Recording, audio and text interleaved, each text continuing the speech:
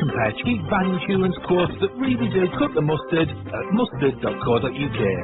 Detailed online, authorised and regulated by the Financial Conduct Authority.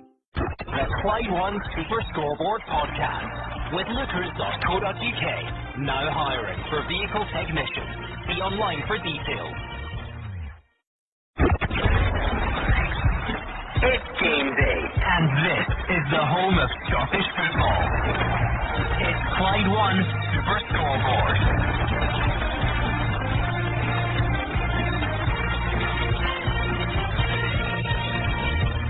Good afternoon and welcome to Clyde One Super Scoreboard live from Hampden on Scottish Cup final day. Celtic going for a treble and 8th in their history, while Inverness Cally Thistle are out to cause arguably the biggest final shock in Scottish football. The showpiece day in the domestic calendar, a huge game in its own right, and all against the backdrop of speculation linking Ange Postecoglou with a move away from Celtic. Hampden in the sunshine with me, Gordon Duncan, Dalziel and Mark Wilson. Well, what a day it is here at Hampden. The sun shines out, the fans packed into the stadium, and a chance for either of these clubs to make history. Obviously Inverness, the second time that they would have won the cup in recent times, but Celtic going for a historic treble once again. It's all set up nicely. Yeah, we're looking at a cup final, and it gives the Inverness team absolutely no chance. I think Celtic come in here firm favourites, quite rightly so, going for that treble. Does miracles happen? We'll know this afternoon. All set up to be a fantastic showpiece event. The sun is shining, the pitch is magnificent. Looking after things back in the studio, you'll hear from Andrew Maclean in the not too distant future alongside Frazer, Wishart and Hugh Keevins. Football history must have its place, and its place today, Gordon, is above all other considerations at Hampden. It would be disrespectful to the occasion to let speculation about one man come before the stimulation about to be created by 22 players. Celtic have a chance to win a world record-breaking 8th treble. History. Celtic captain Callum McGregor can become the first player to win 5 trebles. History. And Postecoglou can become only the 5th man in 135 years of Celtic's existence to lead the club to a treble. History. And then there's immortality. Billy Dodd's Cally Thistle would become immortal if they beat Celtic today in what would be the Scottish Cup final shock of all time, bar none. This is the day they weren't meant to see, because they were knocked out of the competition by Queen's Park, who were then eliminated for fielding an ineligible player. So is fate playing a trick on Celtic, or is it a fantasy to think anybody but Celtic can win this cup? The stage is set for history, one way or another. Yeah, it's a big day. I think you're absolutely right that it'd be the biggest shock of all time if Inverness Cally Thistle were to win the cup, and I have to say that's been the question that everybody's been asking. How can they find a way to stop the Celtic juggernaut? They're showing on television the game in 2000 when they went ballistic, the supporters. It was a 3-1 victory for Inverness at Celtic Park. This would do bigger, because Celtic are far better than that team, and the gap's far bigger between the two teams. But for Celtic, they have to just go and try and dominate the game from the start. For Inverness, they just have to hang on in there. If they can keep the score down for as long as they possibly can, maybe they can nick it from a free kick or from a corner kick or something like that. But I think that's the question, is how can Inverness Cally Thistle in the first 20-25 minutes stop this Celtic team that just dominate the game from start to finish? These are the teams then from Hampden. A bit of speculation, maybe a bit of worry this week as to whether Kyogo would make it, and indeed he does. The Celtic team, some of them are serial winners, the rest are on the way to matching that as well. So it's Joe Hart in goal, the back four of Alistair Johnson, Carl Starfelt, Timothy Iwata and Greg Taylor. Captain Callum McGregor going for a 5th treble this afternoon alongside Reo Hitati and Matt O'Reilly, and it's Jota and Maeda either side of the Premiership's top scorer, the player of the year, a man who's scored many times already at Hampden. It is Kyogo leading the line for Celtic.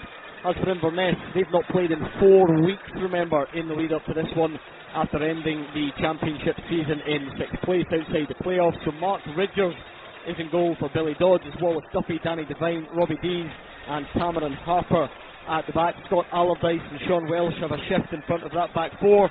Jay Henderson, David Carson and Nathan Shaw in behind the man that they will be hoping can take their chances. He scored in 3 consecutive Scottish Cup rounds, an experienced goal-getter. It is Billy Mackay. Mark Wilson, what stands out from the teams for you? Well, for Celtic, pretty much full strength apart from the absence of Carter Vickers, but replaced by Iwata. Now we don't know if Kobayashi's injured, they've got to assume so because he's not on the bench.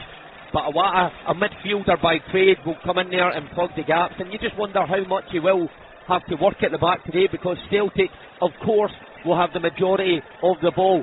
And then with Inverness side, well, they carry a threat because they have a goal scorer, of course, and I think Frazer just touched on it rightly there. Maybe their best chance will come from set pieces and some of those big guys from the back coming up to try and nick something, but it's going to be an incredibly difficult day for this Inverness side. They won't see a lot of the ball. The sun is beating down in that pitch. It's going to be hot down there, so they've got to conserve their energy in the best ways. But you would imagine Celtic with that starting line-up would run away with things in the opening stages. If they get an early goal, then it's bad news for Billy Dodds' side. Yeah, Fraser asked a question there. How do you stop Celtic? They've got Kraft in the middle of the park. They've got 2 terrific full-backs. They've got pace. And they've got bags and bags of goals in their team, Gordon. It's got to be very difficult. I think 2 massive players for Inverness tonight will be Richards in goals. He will have to have the game of his life because he certainly will be tested. And if Billy Mackay, how many important goals throughout the years has he scored for Inverness? Has he got one in him tonight that could cause an upset? I don't know about that.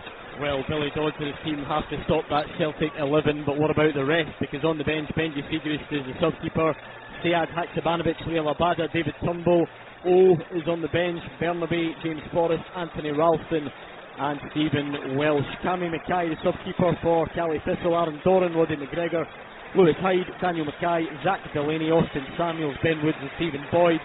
And a man who you never know, we may be talking about at full time, is referee John Beaton. Mark Wilson, you looked at the obvious strength of Celtic. They are worthy winners of the Premiership. They were worthy winners of the League Cup. They maybe had some sort of mini dip a couple of weeks ago once the league was won.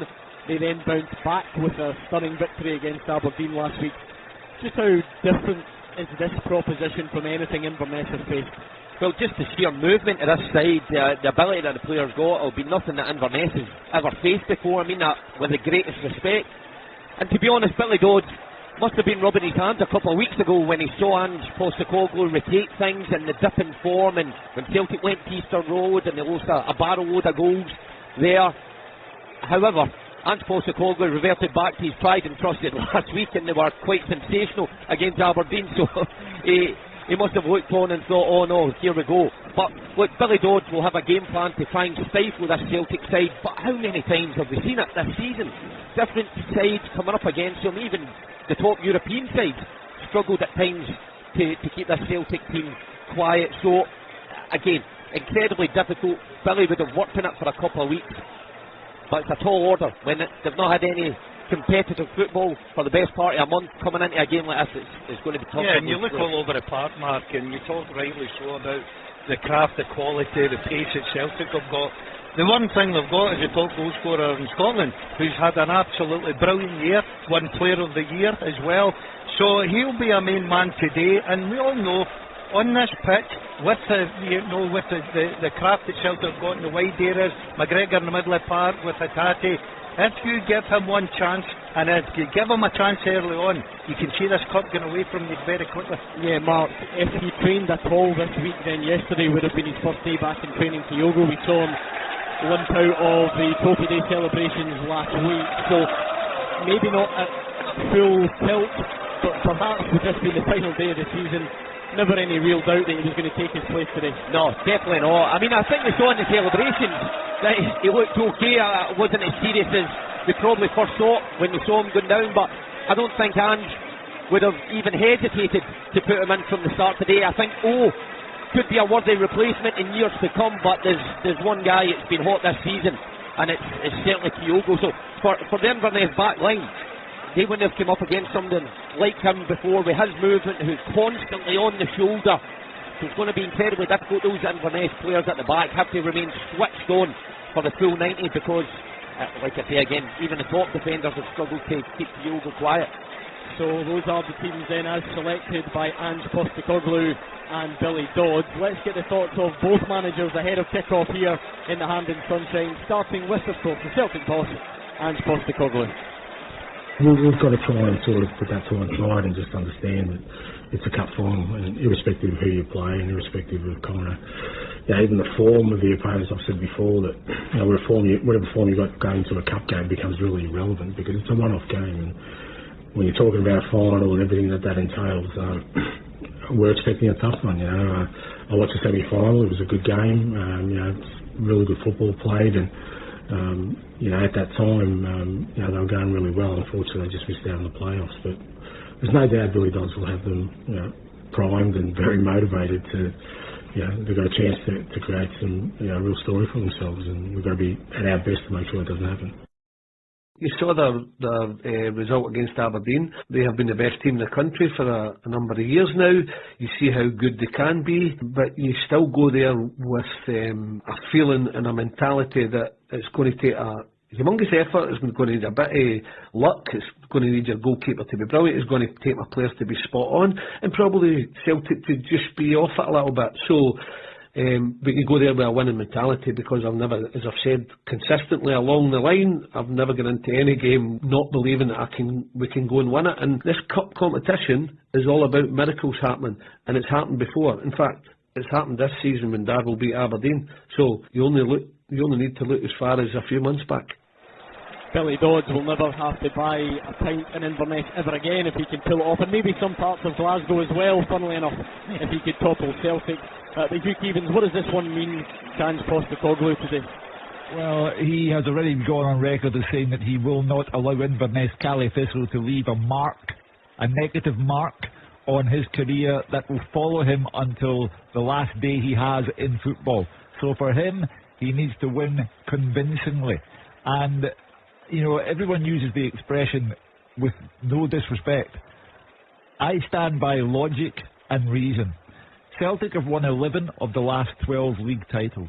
They are far and away the best team in the Premier League. 4 off Rangers, 5 off Aberdeen, 9 off Dundee United, and they have in Kyogo the most lethal player in the country. They're playing a team who finished in the bottom half of the Championship, who have not had a competitive match for 4 weeks. If Celtic do not win convincingly, then they must have had the off day to end all off days. They must be good to win by a 5-goal margin. And Frazer, Wishart, your learned colleague in the corner of the studio, is quite right. We should not labour the point, certainly in the lead up to kick-off, but you do wonder how many of these Celtic fans, and there are many of them, have turned up today with thoughts of Ange Postecoglou's future on their mind. He can say he's not thinking about it, and fine, the players may not be thinking about it. It's verging on naive to think that none of these Celtic fans are thinking about it. Absolutely, Gordon. I mean, every Celtic supporter you talk to, walking down the streets or wherever, listen to the show during the week as well, it's on all their minds, and I think for a lot of them they're trying to find a reason why he wouldn't go if he was offered the Tottenham Hotspur job, and I'm sure that'll become clearer. Is that the truth? Is he going to go to Tottenham Hotspur? Come clearer in the next few days, and if that is the case, then I think Ange Postecoglou will want to leave with his place in history there. I mean, Hugh rattled off the number of trebles have been in all time. A lot of them have been in the last 10 years or so, but some great managers, Celtic didn't manage to get to a treble as well, so he wanted his name to be up with Martin O'Neill and Jock Stein, all these types of guys as well, if that is the case for him leaving.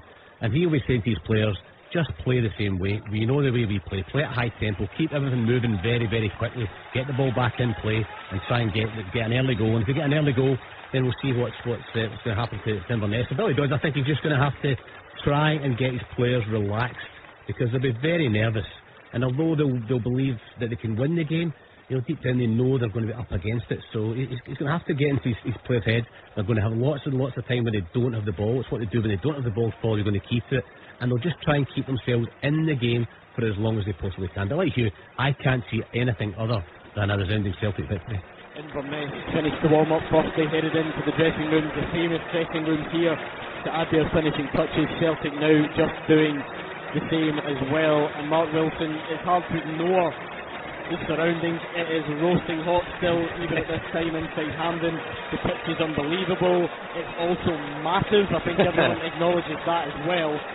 And although every time you come to Hampden, the size is bound to favour the bigger teams, I wonder if this version of Celtic in particular makes it an even more daunting task for Inverness. And looking at Wallace Duffy or maybe Cameron Harper at times, the thought of having to chase guys in Maida around this place, they're going to need to be bang at it, aren't they? Yeah, it's a thankless task. And you know, Fraser touched on it there. How do you prepare for this when you've not played football for a month? I mean, how do you run certain scenarios against your side that you're going to face today? It's almost impossible. But for those full-backs and the two in front of the full-backs, they're going to be crucial, because Maeda and Jota and wide areas and the two full-backs cause teams all sorts of problems. So yeah, you're totally right, Gordon. They have to be bang at it and hope to get a bit of luck along the way. Gordon Dalziel said all along, the tone is important. This is not meant to be disrespectful. It's just the reality of what's happened. Inverness did finish 4 weeks ago. In that time, they played a bounce game against Duncan Swifts in Ireland, and they played a game against Nairn County to try and get some minutes in the legs. And by the way, this may all be cast off as Inverness managed to do the unthinkable. Well done to them, but it sums up the size of the contrast that's going to have to take place today. It's absolutely massive, because the boys have touched on it. Inverness finished 6th in the championship. They've not played up against players with the quality, the pace, the movement. Billy Dodds will be telling these players in that dressing room, we've got to concentrate to the maximum, because the minute the concentration goes just a 1%, Celtic will punish you. We've got to go with runners. They've got to be brave at times. They've got to try and get on the ball and take the back line up the pitch and try and give them a bit a sort of a rest, Gordon, because they're going to be under pressure. This is a big pitch. The weather is scorching out there. They've not played for 4 weeks apart from those sort of friendly bounce games. It's a massive, massive task for Inverness. The finishing touches being added to the Hampden pitch. The archway placed either side of the halfway line. The sprinklers are on, awaiting the arrival of your Scottish Cup finalists. They're getting ready. They'll be emerging from that tunnel very soon. And kick-off here at Hampden is next. Now a word from our podcast sponsors, Lookers Motor Group. Lookers Jaguar Land Rover are currently looking to recruit vehicle technicians, and on Wednesday the 14th of June they're hosting a technicians recruitment event. It's at Lookers Jaguar on Mossland Drive in Hillington Park between 2 and 7pm. They're offering positions for all experience levels with some great benefits alongside comprehensive training programmes to accelerate your career further. Fancy a career change? He's a man at notice there in the toolbox. I can't think you would be horrendous at that. You don't even know how to turn your windscreen wipers on and off. I'm a car salesman, mate. I know everything about for what, a day? No, 4 hours. Honestly. Still is a Land Rover. That's 4 hours. Remember you went to test drive an automatic car the other week and you complained that it was broken, but actually it wasn't, because you put it in like the manual setting. Yeah. Anyway, Mark, to be fair, the training is good, so maybe we could train them up. We could train them Take up. a lot of work, but I'm sure they've got the patience to train you up. I'm sure they do, because vehicle technicians play a vital role within the Lookers service team by delivering first-class customer service, and they want you, not necessarily you, Gordon Dalziel, but they want you to be part of their success. If you're a qualified vehicle technician or an experienced mechanic, if you work in a dealer group or an independent garage, you might just be what they're looking for. So you can apply online by visiting lookers.co.uk/careers, and make sure you tell them that Super Scoreboard sent you by quoting SSB. Lookers, a better career in retail. And now back to the podcast. The team with the biggest support in Glasgow and the West. This is Clyde 1 Super Scoreboard. The oldest trophy in association football, and in a few hours' time it will either be held aloft by Celtic, as many expect, or by Inverness Caledonian Thistle. It's about to make its way onto this famous old playing surface as well, along with two sets of players out there to make history for very different reasons. For Celtic, a treble, an 8th treble, and in recent times they've made that seem normal. For Inverness, what would arguably be the greatest cup shock of all time in Scotland, just given the circumstances and everything that is at stake. The scene is set as you would expect, to our right, and in fact most of the way around this famous old stadium. Green and white hoops, the vast majority of the stadium filled by Celtic fans. A hardy bunch of maybe 6,000 Inverness to the left. They're making plenty of noise. They won this trophy here in 2015. They've caused many an upset against Celtic over the years, and they will be hoping for a repeat this afternoon. But football can be a difficult old business when there's this gulf in resources. So time to find out how it's going to pan out over the 90 minutes as that trophy is walked onto the field. Mark Wilson, what a sense of occasion this is. Scottish Cup final day. It is the showpiece day of the Scottish football calendar, and it very rarely lets you down. Certainly doesn't. The atmosphere in here is absolutely electric as the cup just comes out onto the pitch, and it's very rare that we get a sunshine day like this. I mean, I played in a couple myself that were always rainy days, but everything is just fitted perfectly.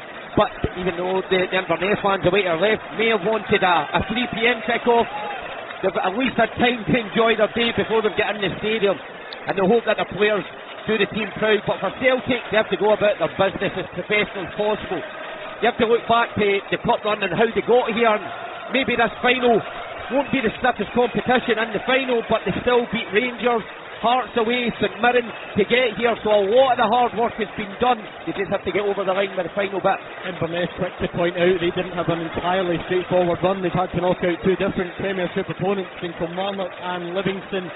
I remember that day on the show, a particularly impressive and unexpected victory at Livingston. Ross Coakley, the Inverness representative who walks the trophy out, holds it aloft to the Inverness fans, and Davy Hay doing the same to the Celtic fans. Both met with rapturous applause as kick-off edges ever closer. But you just look, Mark Wilson, at what some of these Celtic players are standing on the brink of.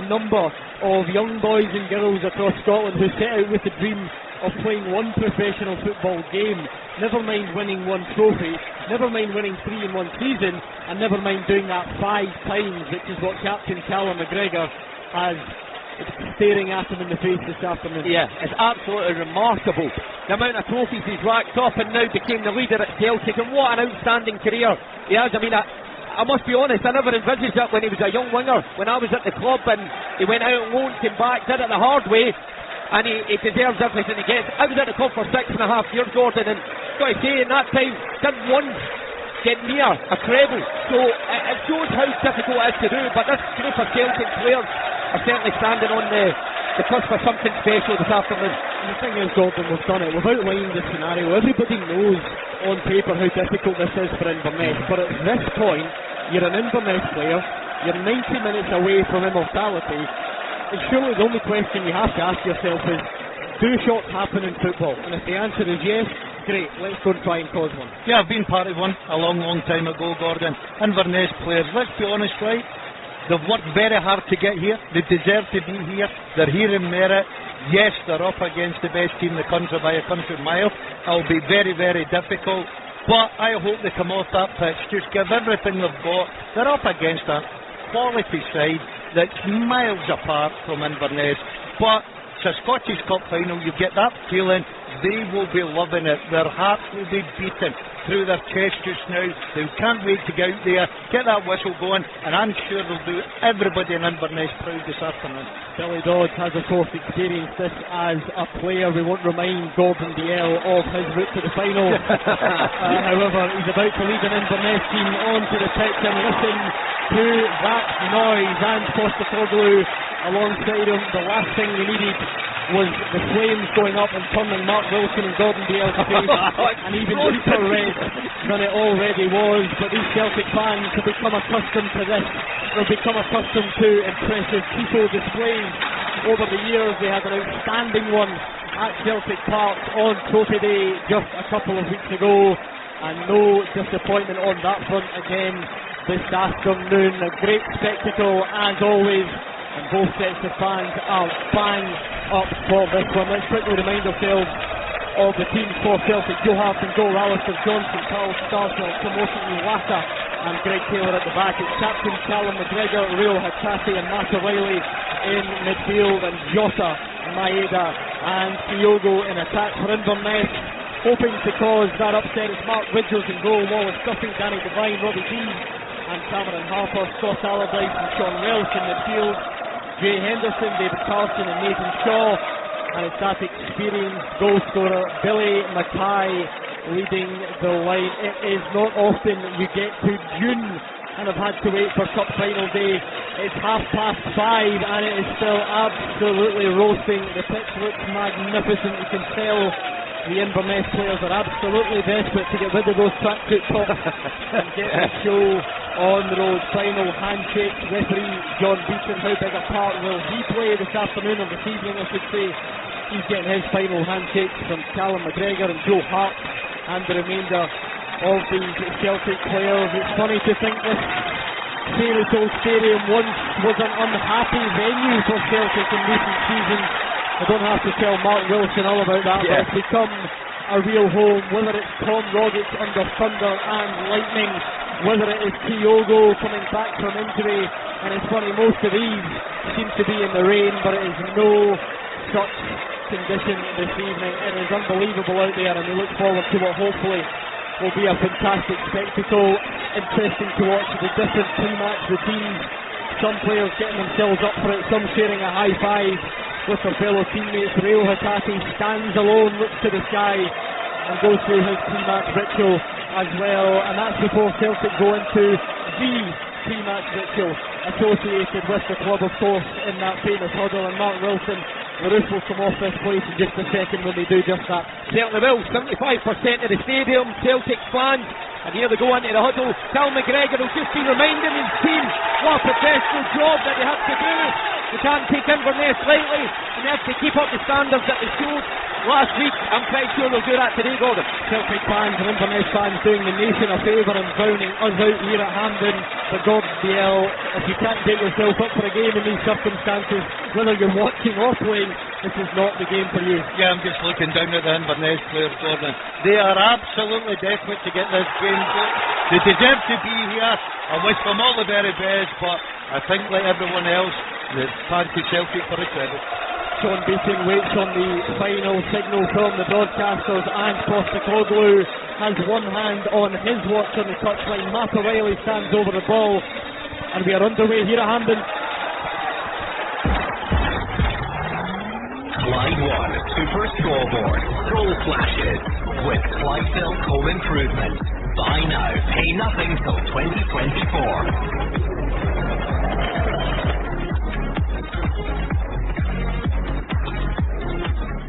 Yes, the 138th Scottish Cup final. Celtic a record 60th appearance for them in the final there in their traditional green and white hoops, of course, up against Inverness, who are in all blue, of course, a bit of red on their strip as well. Just a second Scottish Cup final appearance for them as Celtic get into the box in the opening stages, but there was just too much on that for Dies and Maida. Andrew Maclean in the studio here with Frazer Wishart and Hugh Keevins. We will be bringing you the first half of this game in Hampden. Not quite lucky enough to be in the sunshine at Hampden, but looking forward to this one, Hugh.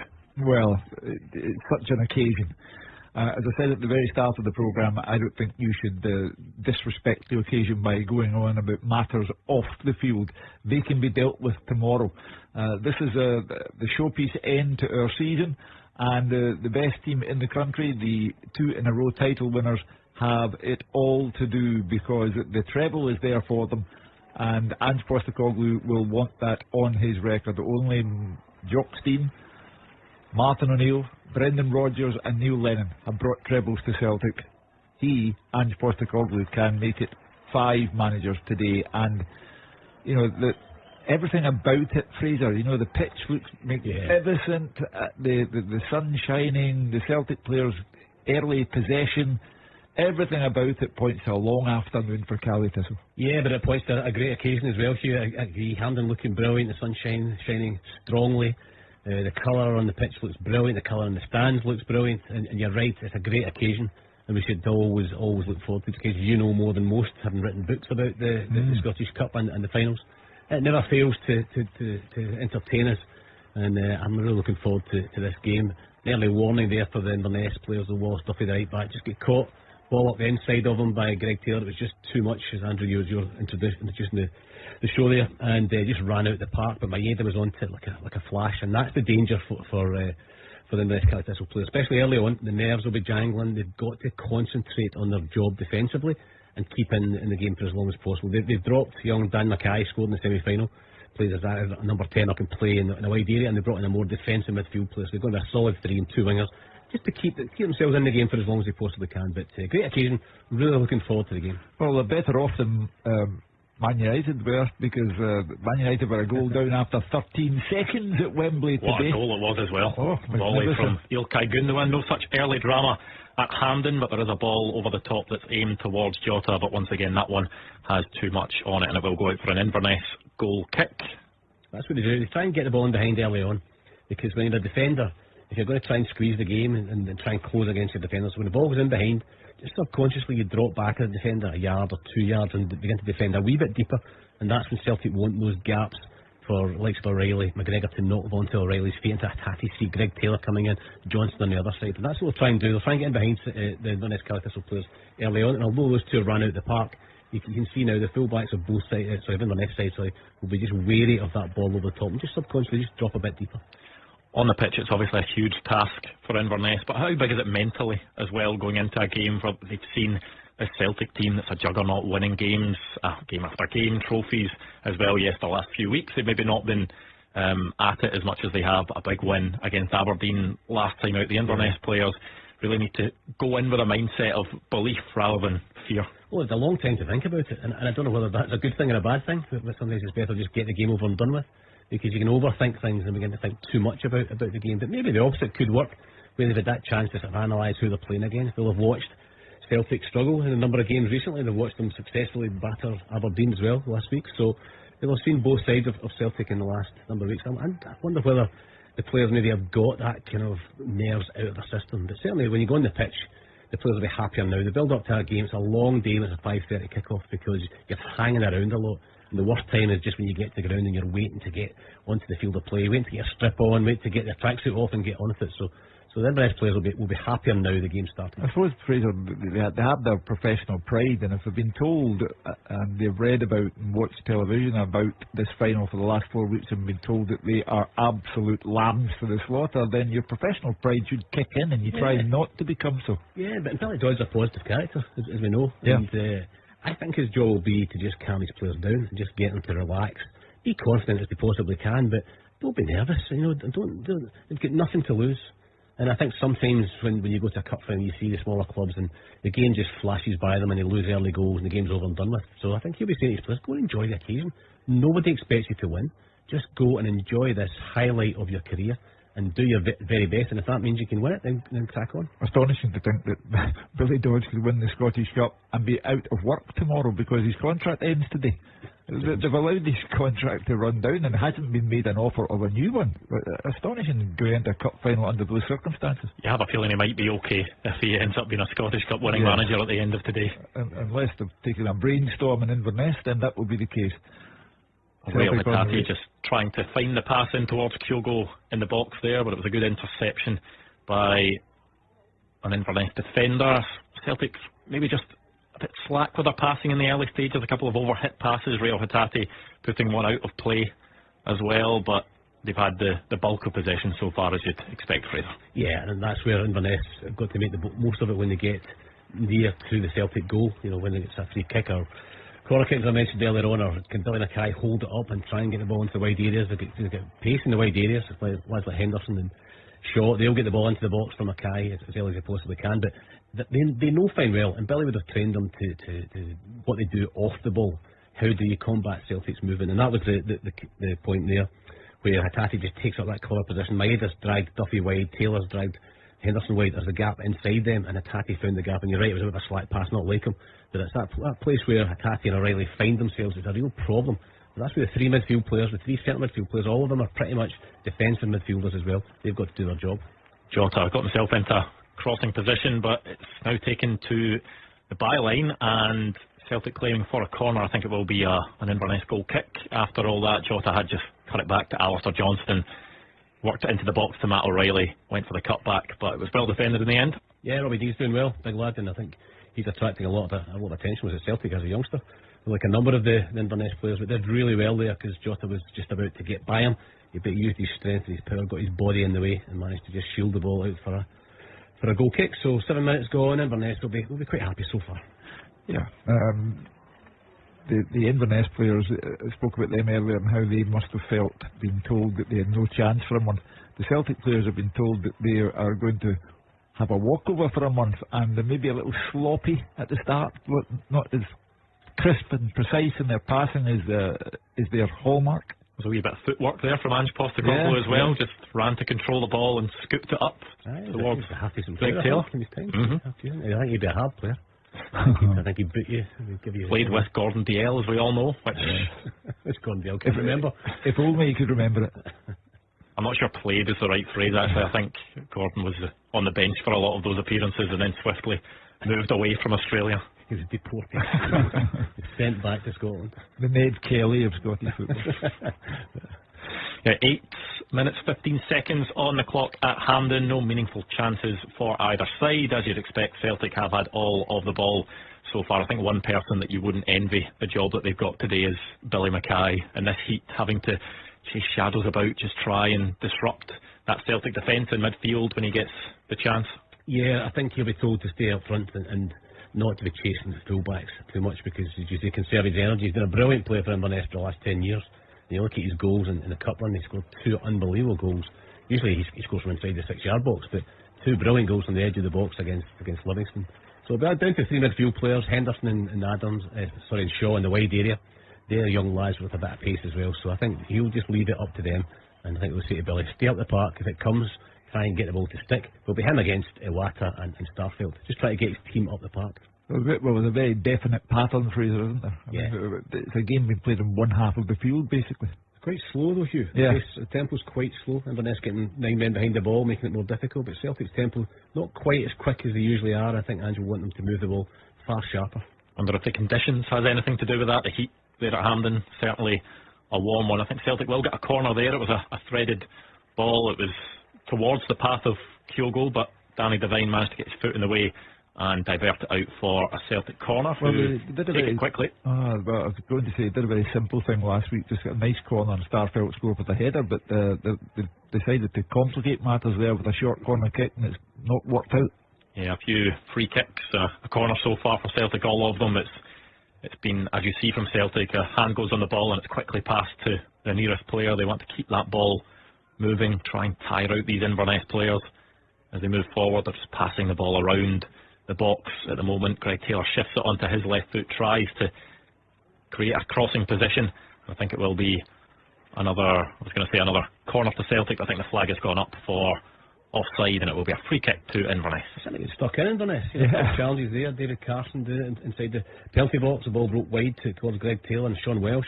It was a good tackle, but they're certainly not standing off Celtic, and I think Billy Dodds will be fairly happy with his team start defensively. You can see him in the picture there. He's given instructions to his players. I mean, obviously they want to get up the park. I don't know, has Joe Hart touched the ball yet? I don't think so, no. But I don't think he'll get many, and that's the truth of the matter, and I think that's the thing that Billy needs to, and probably did say to his players, is, don't worry, you won't have the ball much. Don't get frustrated if Celtic have lots of the ball.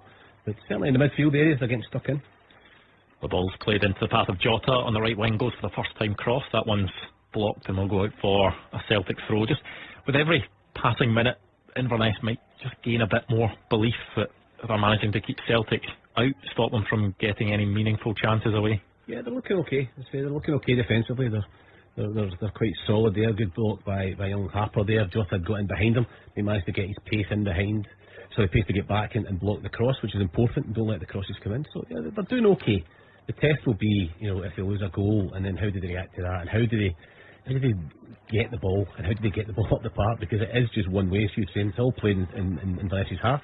Young Harper, the fullback there, getting the ball, looking forward, there's nobody there, so they've got to just try and keep possession when they can. Well, the ball over the top was towards Billy Mackay, who looked as if he was maybe offside. You wonder if he'd got his foot onto the ball, or whether it had ended up in the back of the net, that the flag may have gone up afterwards, but it was well dealt with by Joe Hart, who just came to the edge of his box and headed it. Very cool. Better with his head than with his feet.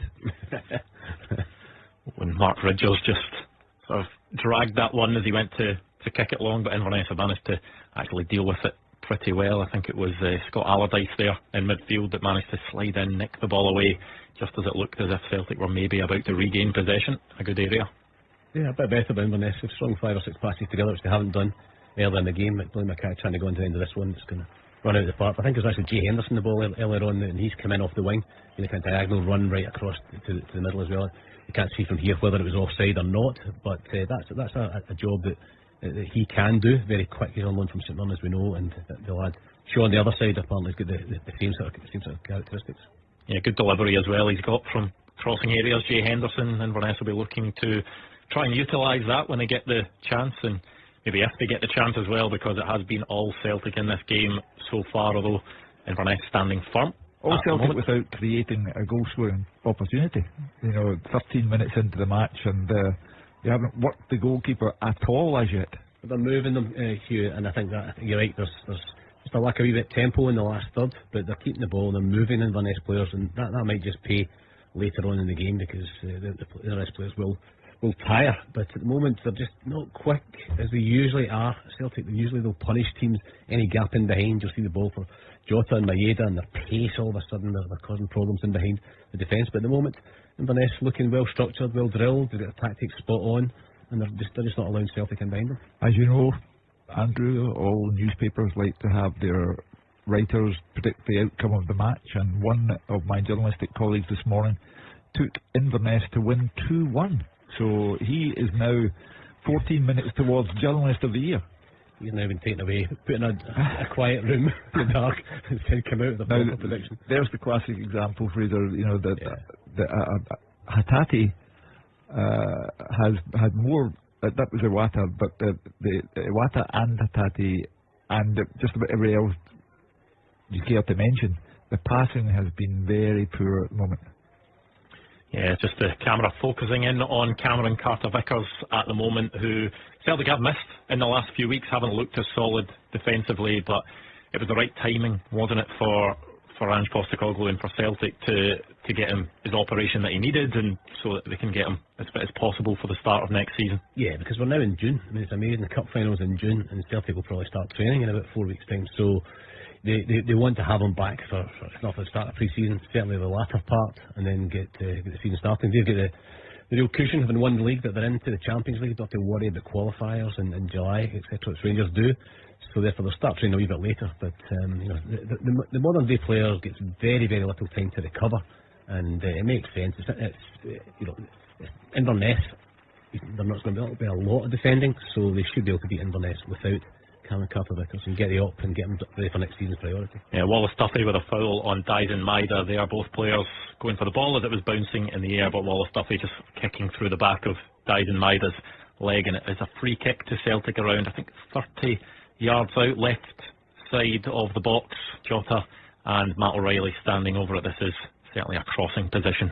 Yeah, it's first chance really to put a ball into that box. Mark Ridger's not had any pressure on him at all. He's not had nothing to do, even had to take a cross. But I think this one from this kind of area inside left, I think Jota might just throw this one in, and you'll see the big lads at the back post. Alistair Johnston's a big lad as well, so he'll pile in there along with Carl Starfelt. Matt O'Reilly delivers with his left foot, headed back the way by Alistair Johnston. Callum McGregor and Iwata trying to find the space to maybe get a cross or a pass into the box. It's flicked in by Jota, but Inverness clear it. But once again, it's back at the feet of Celtic players, and they'll have to start again from the halfway line. Well, it's the first 20 minutes is the old managerial cliche. If you can get through that, then you feel better about yourselves. And Callie Thistle under no danger whatsoever as yet. The goalkeeper hasn't been called upon to make a save, and Celtic at the moment are not quite at it. Yeah, I think they'll be quite happy, Hugh, even for that free kick as well. There was no real pressure. They're not a big team, Celtic. I think we mentioned that. I was at the game against St Mirren, who have got a lot of big players as well and caused problems. There's only really Starfelt and Johnson who you'd say are really tall. I think Iwata's 5'10". I looked up when I was at that game. Yeah, Matt O'Reilly's quite tall, but he's quite often the one taking set pieces as well. So I don't think he's that. Yeah, he's known for power in the air as well. So even defensively, we always talk about the smaller team have to make use of any dead balls they get. They can throw in the box. They're quite a big team, Inverness. They get three or four big players at the back. They're all 6 foot plus. Allardyce is a big lad as well, so they've got players who can use their height, and that might be a problem for Celtic defensively. I was just looking at Clyde SSB. There's been a photo posted on our Twitter feed of Gordon Duncan, Gordon Dalziel, Mark Wilson and Gabriel Anthony Atzi, who's reporting there as well. They're there in the Hampden sunshine. They've got sort of shirts and polo shirt, t-shirts, a casual look. We've also been tweeted in a photo by Brian Marshall, who has spotted Marvin Bartley, who's on television duty today. Of course, our very own Marvin Bartley, saying that he's putting them all to shame. What do you make of this suit that Marvin Bartley's sporting today? My goodness, I'm liking that. That's a rasper. Did you wear that, Hugh? Not at all. A blue check number, a bit of orange on it. But at least he's got, he has shown respect for the occasion, unlike our posers there in their cheap leisure wear. I can't say anything. I have come dressed for a summer's day. Come dressed for your night out later, that's what you've come dressed for. There's a bit more of a casual look from you, Hugh, today. Yeah, it's very warm, very, very warm. But credit to Inverness Calais Thistle, they're not feeling the heat. They are 19 minutes in now, and so far, to be brutally frank about it, the cup final has gone nowhere really. Nowhere in particular, nowhere exciting since it started 20 minutes ago. No, I don't think it's been a shot at goal by Celtic. No. Ridgers has nothing to do other than take goal kicks. Not even a cross I can think of to take. It's been fairly comfortable for Inverness so far, and as I say that, they'll probably rattle in the top corner, Celtic, but the boy does be fairly happy by it. He'll be delighted with his team start. Yeah, the first real effort there, it was from Matt O'Reilly, who was stretching in the box. He just tried to get his left foot on it. He managed to make contact, but because he was stretching, he ended up kicking the ball into the ground and bounced just past Mark Ridger's post, maybe over his bar, actually. So, yet to have a shot on target. Celtic still probing. It was a dink ball over the top from Rio Hatate originally, trying to find Jota, headed back into the middle of the box by Cameron Harper, and just Matt O'Reilly not able to get the right connection on it. Yeah, first mistake I think by the Inverness Calais back four. That wasn't a good header by Cameron Harper. It was an awkward one because it was knocked over his head, his left back, but it was inside him. Jota's coming behind him, so he had to head it, but headed it down and into the penalty box, and luckily for him it was awkward for O'Reilly, and O'Reilly just, as you say, just threw his foot at it and it bounced wide. But the first sign of a mistake by the Inverness back four, 20 minutes in, so I think they could be happy.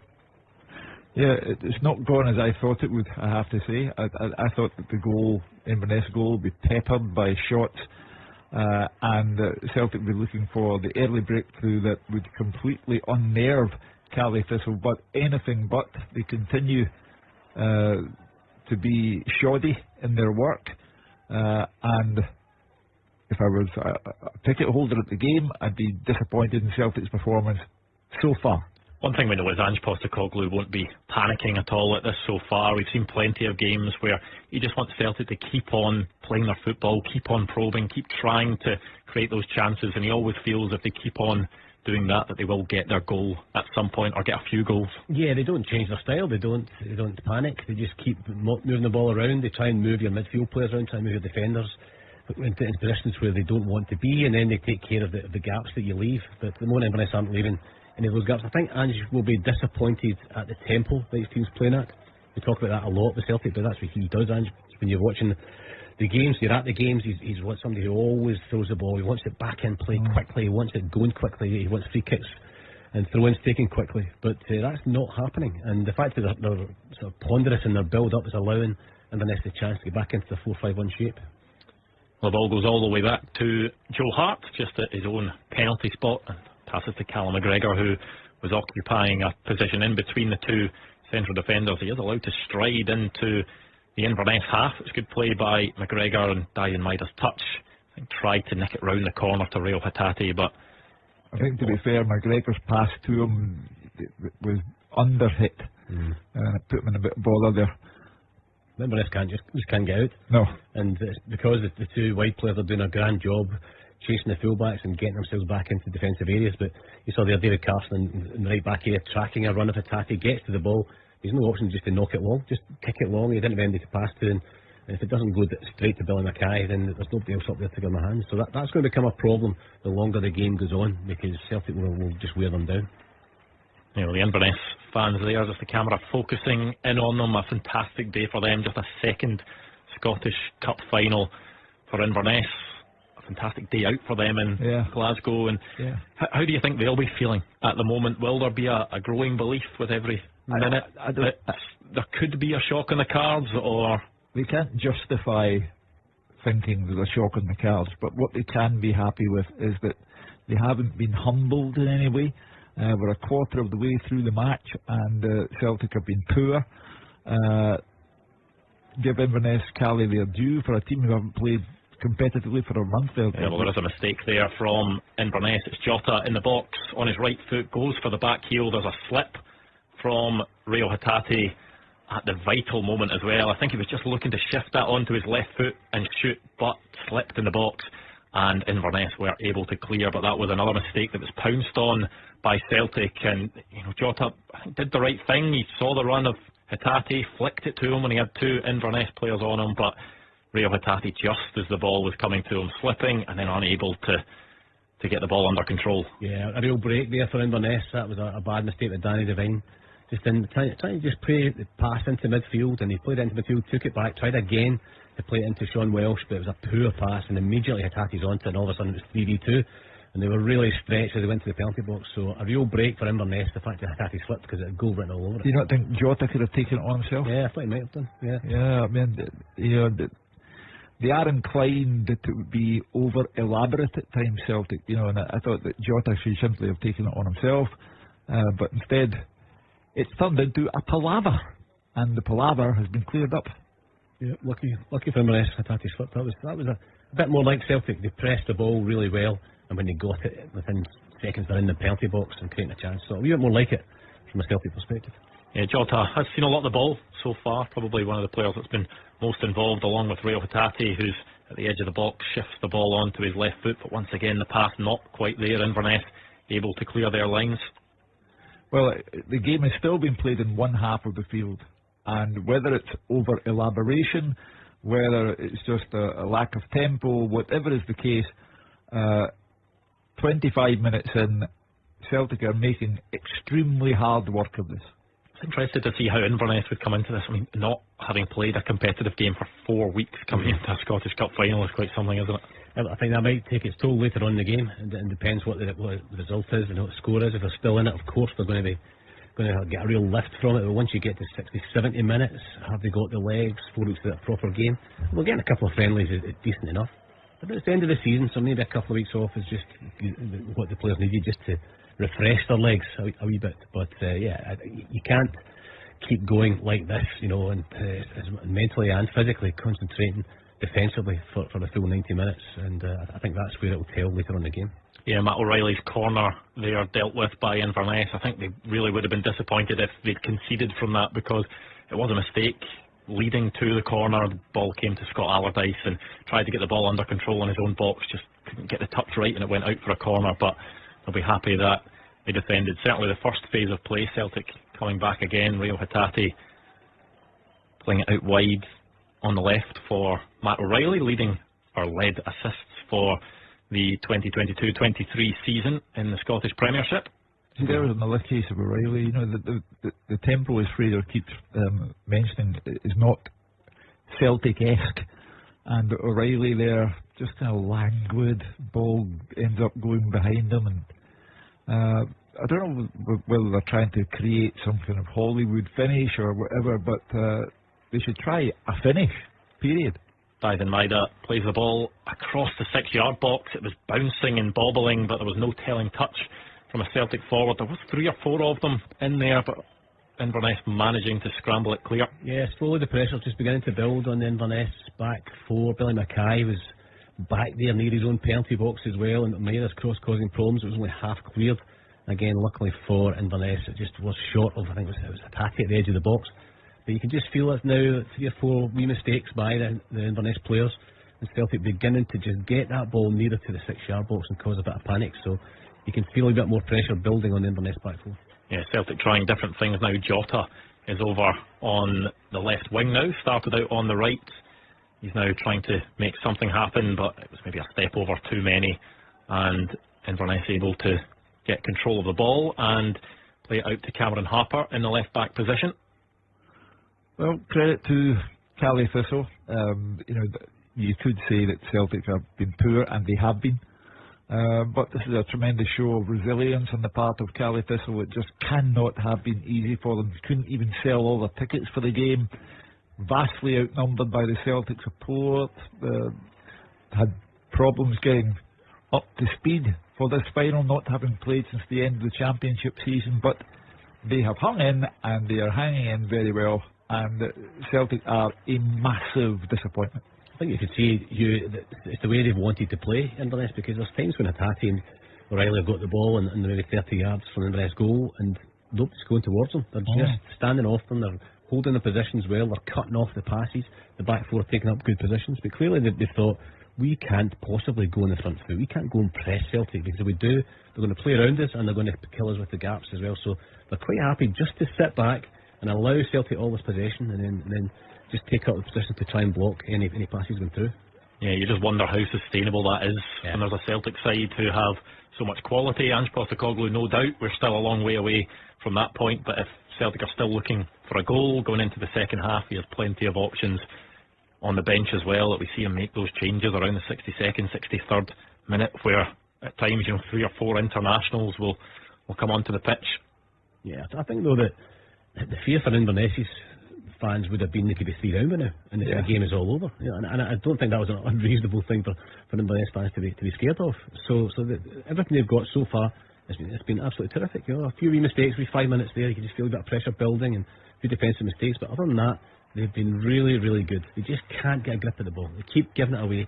Defenders are looking forward, there's nobody there to hit, and then when it gets into midfield as well, they're giving the ball away, and that's the problem, because they can't possibly hang out for the full game. They're going to have to try and find a way of getting up the park. They'll be happy so far. Was it to John Beaton there to see if he could get into the game for them, but John's as bad as the rest of the Celtic players. Yeah, Greg Taylor's pass just hitting the foot of John Beaton, which means that it will be a drop ball for Celtic and a restart. I think John Beaton's now had as many touches as Joe Hart. Yeah, certainly with his feet. I think Joe has one with his feet, and then he made that header and he headed Clyde and Jay Henderson burst in behind. So that's all he's had. It's going to be a long day for Joe. Second half's in the shade as well, so to get a jumper. You look at some of the positions that the Celtic central defenders are taking up, and at times Carl Starfelt or Tomoki Iwata, when they've got the ball at their feet, are 35 yards from the Inverness goal at times, and they're obviously a big part of the build-up play as well and trying to find those passes, but it just shows that they've not been bothered at all defensively, and they are just part of this attacking unit. Yeah, and I don't think that's a good thing when your centre backs have got it there, because they're just closing up the game. They're just closing up all the gaps. It means that your midfield players are maybe too far forward, because usually that's Hattati and O'Reilly and Jota 35 yards from goal taking up those spaces. So that's the problem for Celtic, is that there's too many players from Inverness behind the ball. We're talking about Joe Hart in a jocular fashion, how many times he's touched the ball. How many times has Kyogo touched the ball? The fans would have been delighted to see him come back into the team today after the injury scare against Aberdeen.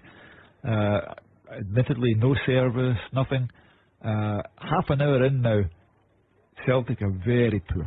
Kyogo has these games though where he's quiet and then all of a sudden bursts into life. Celtic get a good attacking move, the ball's cut back to him in the box, and he only needs a chance, Kyogo, and we've seen it before where he's not been too involved and then will finish with game-winning goals. Yeah, his job is to stay up and play almost in between the two Celtic defenders, try and move them around, try and cause them a problem, and play in their blind side. You don't see Kyogo running down the channels very often, and I think that's what he's told, is you might not get lots of the ball, but you need to stay up, occupy those two, keep the game as long as possible, because they want to push the defence back to give the gaps for the skillful players in midfield to do that. But so far Inverness have not had any problems at all from Kyogo. Yeah, huge concentration levels needed from Kyogo as well, because he's constantly making those runs and movement, and I think a lot of strikers would maybe get frustrated if the ball isn't making its way to them, but he just never stops. He's always just looking for, and even if the ball doesn't come to him, then he's creating space for other players and occupying defenders. Knows his job. I just watched him there actually, and he came short 5 yards and spun in behind, but I think it was Iwata didn't see his run, and he was in behind if he could find his run, so he does make these clever runs. But the thing from a striker's point of view is some of them get frustrated if they don't get the ball. Kyogo doesn't seem to. He seems to just know, be told by Ange Postecoglou, this is your role, this is what you have to do, and if you do this and do this well, you'll score 30 goals this season. The cup final highlights are at 11:20 tonight. They'll be finished at 11:21. Straight to the second half. Yeah. No. I think there's only been one shot of note, you would say, and it was Matt O'Reilly on the stretch, unable to make decent contact with it, and the ball bouncing wide of Mark Ridger's goal. So the game not going the way that many thought so far. Yes, Celtic have had all the possession, but haven't created too much. Inverness have managed to frustrate Celtic at times. Celtic maybe not quite linking up in the way that we've seen them do so many times this season, but they do have the quality, and the likes of Kyogo, who loves a goal at Hampden as well, he'll fancy another 1+ today. I don't think the game, Andrew, is any different from we expected. You know, it's been all Celtic possession, dominating possession, playing in the Inverness half. I think we just expected a bit more from Celtic in an attacking sense, and a bit quicker, and also I expect them to be a goal or two up at this point as well. So I think the actual way the game is going is no surprise, and it's just the fact that Celtic have been just so poor in the last third. I think that in itself is a surprise though, Fraser. I mean, they're not just poor, it's an awful display so far. Yeah, it's almost a friendly game, isn't it? Yeah, I mean, a testimonial match or something, you know, given what's at stake for Ange Postecoglou, for the club in general, for Callum McGregor in particular, Ange Postecoglou, when he gets them in at half-time, would have to be severely critical of the display. You can see at one point, just as Dalziel cuts in onto his right foot, goes for the shot, it's low and wide of Mark Ridger's goal. He picked up a similar position a couple of minutes ago, and he tried to play a 1-2 with Rio Hatate and enter the box, but Inverness has had so many players behind the ball, and the game's been squeezed so tight and been played in such a short area outside the Inverness box that it's so hard for Celtic to find that space. And Inverness midfielders are doing their job. You know, as I said at the start of the game, they've brought in David Carson, they're going with Aldice and Welsh as well, all of whom would sit behind the ball normally, and they're doing their job well. You've got to match your runners, because if you switch off against Celtic, you know, Hatate might knock it out to Maeda. If you don't match Hatate's run, then he'll punish you. So far they've done their job, but it's really about Celtic, because I don't think Inverness would have expected any differently, as I said, in terms of possession. I think they'd be delighted with the way they've played. They know the way they're going to play would be defensive. But the story here is about Celtic. They've just not been at it at all. You know, just have too much tempo. Here you see Hatate, running from the back. Nobody coming towards him, and he almost doesn't quite know what to do. There's nobody to pass to because there's so many Inverness jerseys in the way.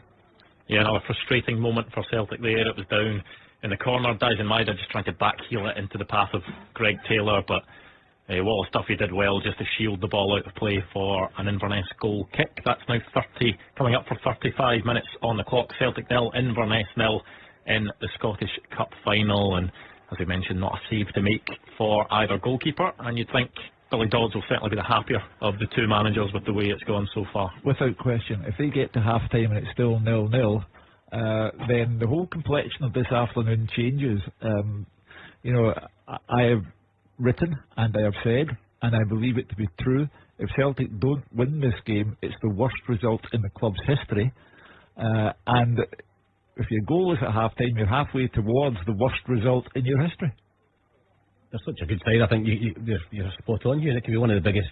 With the Darvel against Aberdeen, I think was up there. Yeah, the old Rangers, Sportsman Berwick Rangers, but the Celtic team are such a good team. They're so dominant. But terrific footballers, terrific options on the bench. So if they were to lose it, and I still think they will win it, but if they were to lose it, it'd be a huge result. When Aberdeen lost to Darvel, Aberdeen were rubbish, and that's why the manager lost his job in the game which followed Darvel.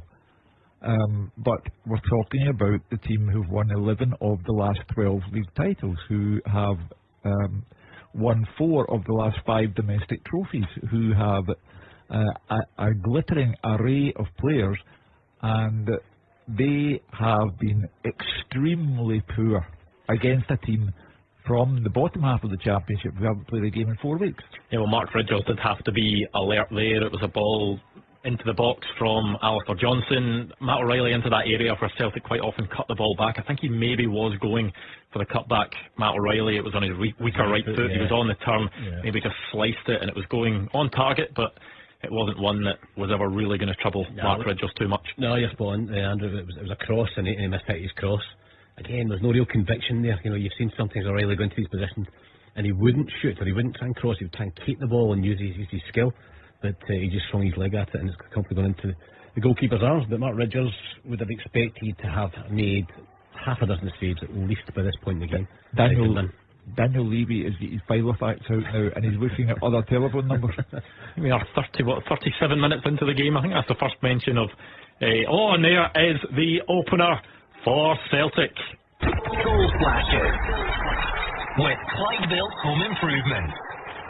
Well, we said it. He only needs one chance. The ball cut back to Kyogo, and it is a fantastic finish into the top corner. He loves a goal at Hampden, and Kyogo makes it 1-0 to Celtic. At last, a moment to savour, a moment to remember, a moment that Kyogo deserves because he's been far and away the most lethal striker in the country. Not only this season, but last season as well. He has been a sensational signing for Celtic. And is irreplaceable for them, and that is just a wonderful predatory finish. It's what he does. We were just talking about him 5 minutes ago, hardly getting a touch on the ball, but he keeps the centre backs occupied. But really good play by O'Reilly on the right hand side. This time his right foot drills it low and hard, and if you show the showreel of Kyogo's goals for Celtic, there'd be a dozen at least exactly like this. His movement's brilliant. He goes behind Danny Devine, and then in the right side centre back area, then he comes back across him, too sharp for him. Devine trying to block him, but Kyogo's got that half yard on him. Lovely finish, 6 yards out, front post. We've seen it so often. Brilliant goal. Well, so Celtic won the league at Tynecastle. You remember the goal, the first goal from Kyogo? Yeah. It was the same story at the near post there.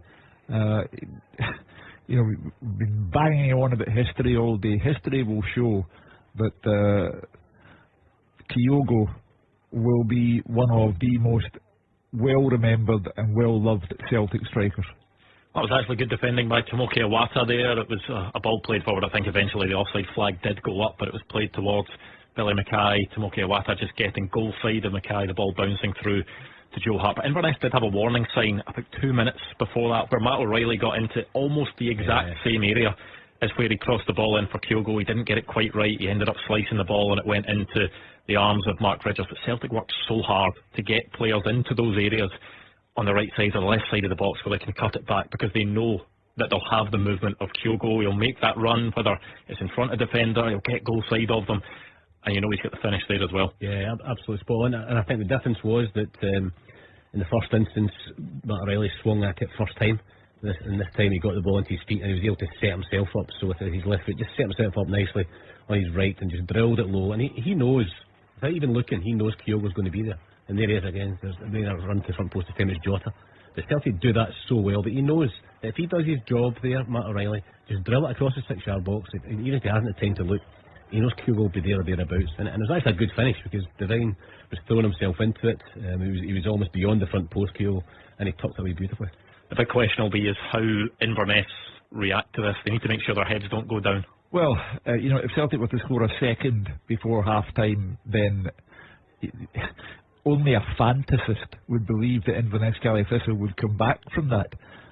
So they have to at least go in no worse off than 1 goal down, at which point you are still allowed to believe in yourself. Well, here he is again, Kyogo, and that one you just expected to nestle into the back of the net. The ball was threaded to him at the edge of the box. He took a really good first touch and it looked as if he just floated the ball past Mark Ridgers there. It was actually fired into his feet by Tomoki Iwata. First touch very good. He goes actually with the outside of his right foot to try and curl it past Mark Ridgers, who was trying to shut him down, and that time he actually gets it all wrong, Kyogo, but you just expected him to score there. That's an absolute gimme. Yeah, it's a bad one.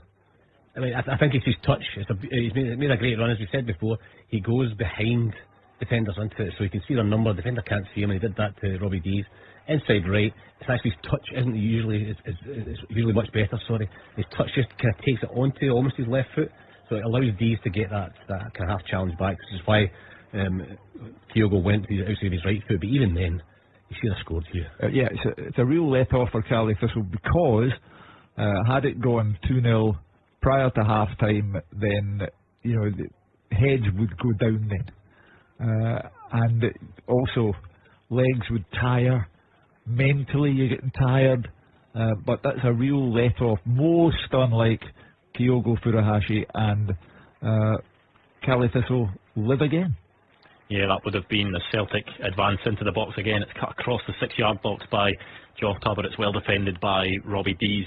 at the front post, and Inverness get that one clear. But it would have been an awful time for Inverness to concede again, because they'll have been happy that they managed to keep Celtic out for so long, but to concede 2 in the space of a couple of minutes would have been a real killer, especially with only 3 minutes now to go until half time. Yeah, Billy Dodds will know 1-0 you don't change the pattern of the game. They're not going to play any differently. They're going to play the same way, going to try and keep Celtic out, frustrate them, stay in the game for as long as they possibly can. But 2 goals in the last 6 or 7 minutes of the half would be a real killer for his team going into half time. So I think he's just got to hope, Billy Dodds, just now, just try and get in 1-0 down. He can get his players, get their feet up, he can get a bit of rest, he can talk to them, he can encourage them, talk about how well they played. But it's not going to change, and it's almost that I don't think that Inverness can change. I don't think they can change the way they play. They've got to just sit back and try and frustrate Celtic. Well, there was an incident there where I think it was David Carson actually just kicked the ball straight at Jota, who was on the ground. For me, that was deliberate, and that's why the Celtic players are reacting as badly as they are. Yeah, the whistle had already gone for a free kick after Jota was fouled. David Carson was maybe about 10 yards away from Jota and just kicked the ball directly at the winger. What call is there for that? What on earth is going through your mind? It's a cup final. The player's clearly injured, down on the ground, and you kick the ball at him. Yeah, daft. Yeah, definitely a bit of frustration kicking in there. But that's not just frustration, Andrew. It's stupidity. It's malevolent. And I'm surprised the referee, he's given a yellow card David now. Carson, as you'd have expected. Ridiculous thing to do. Yeah, Callum McGregor was very animated, and Callum's one of the calmest guys around. I mean, he noticed that a wee bit more this season. Didn't fire at him. He did fire at him, but he definitely passed the ball into to hit him. So deserved yellow card. Sorry, Andrew. No, I was just saying Callum McGregor's maybe been involved in a wee bit more of that this season. Certainly in games against Rangers, we've seen it. Yeah. A bit of needle to his game now that he maybe didn't have in his younger years. Yeah, he's a great player. Now here we have an Inverness attack.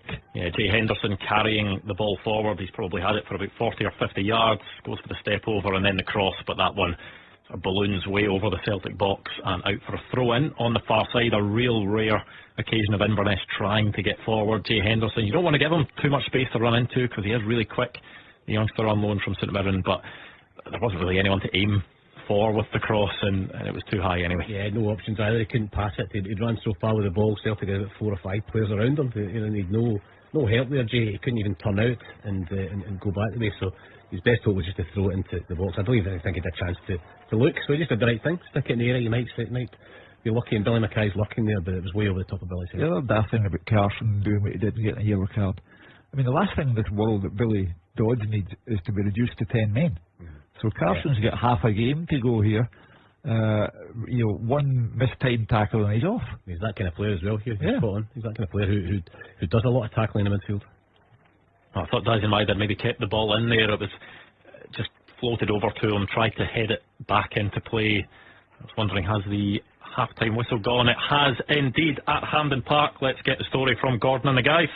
Yeah, it has indeed. As you guys well know, at the break it is Celtic that lead by that Kyogo goal to 0. Certainly not the first half of football that many were expecting. The level of dominance from Celtic nowhere near there in an attacking sense. Yes, of course, plenty of the ball, but when we're here, Mark Wilson, I suppose it's up to us to give a different perspective from what the guys can give back in the studio, and we can see it. We've got a wonderful view. Inverness, on one hand, credit to them, have been very, very disciplined, about as disciplined as you've probably seen against Celtic domestically this season, and Celtic very wasteful, not making the most of possession at all, and that one moment from that difference maker, Kyogo, has made the difference so far. Yeah, we all expected Celtic to have the majority of the ball, which they have had, but one thing that is noticeable is the lack of quality, and particularly in the final third. Now, we don't often say that about Celtic this season, but when they've got into the Inverness, in and around the Inverness box, so many wasteful passes, so many players off it. Hatate, I don't think I've seen having a poorer first 45 than that. Gave the ball away numerous times. Maeda looked like he was struggling to go by. Duffy, Jota, similar on the other side against Harper. And in fairness to Inverness, they have been fairly rigid in their shape, but Celtic just lacking until Matt O'Reilly bursts into life, and Kyogo, we've hardly seen him. He's hardly had a touch all half, but he provides a crucial touch. It's that movement and that instinctive finish that gives Celtic the lead. And that is the problem for defenders up and down the country, Gordon Dale, this season. You can be as switched on as you like, you can be as disciplined as you like, But if you're not as sharp as Kyogo is, and not many are, if any, you're going to find yourself behind in the game. Yeah, don't let's be kidded here. Billy Dodds would have been telling his centre-backs for the full week, Gordon, or even longer than that, showing videos about Kyogo and his movement. He's not touched the ball, he's not influenced the game, but you just watch him from here and we've got a great view of it.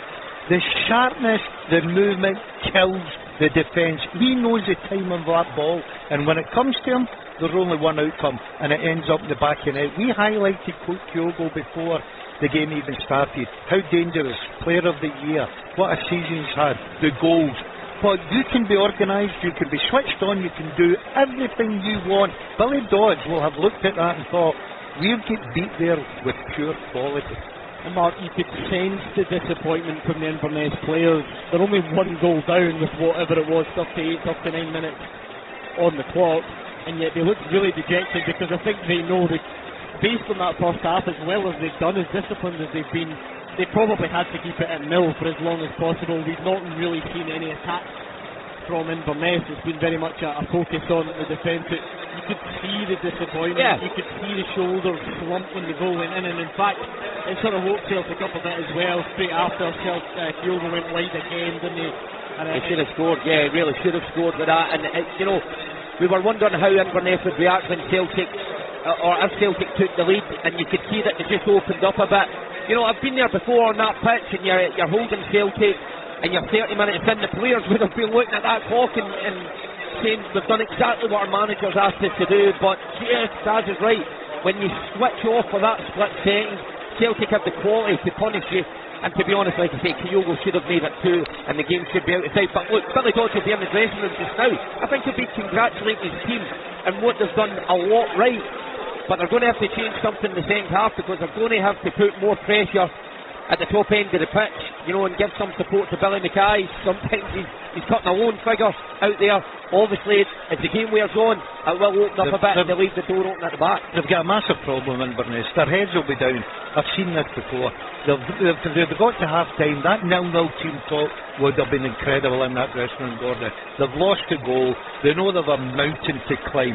Now, the biggest problem for Inverness is organised, working hard, absolutely brilliant. They're doing everything off the ball. They're making it hard for Celtic. When they get the ball, they look tired. There's no out ball. Billy Mackay's working so hard. So they're giving it away cheaply again, and it's coming right back on. They've got to find a way somewhere to be brave. I don't think that Billy will look at it just now, one down, and think, right, I'm going to change the system, I'm going to try and throw another player up front, because this game will go away from him very, very quickly. I think that's a case of, once again, let's try and stay in the game, let's frustrate Celtic, but they just need something to get them up the park, because if you look at Celtic's movement, if they switch it on like O'Reilly and Kyogo, then there's only one outcome, they'll punish you, so they need to be careful. Yeah, you wonder what the balance will be like in that dressing room, Mark, between praise for the Inverness players, encouragement for the job that they've done, but they also find themselves behind a Celtic team who probably are about as far off it as you're going to find them.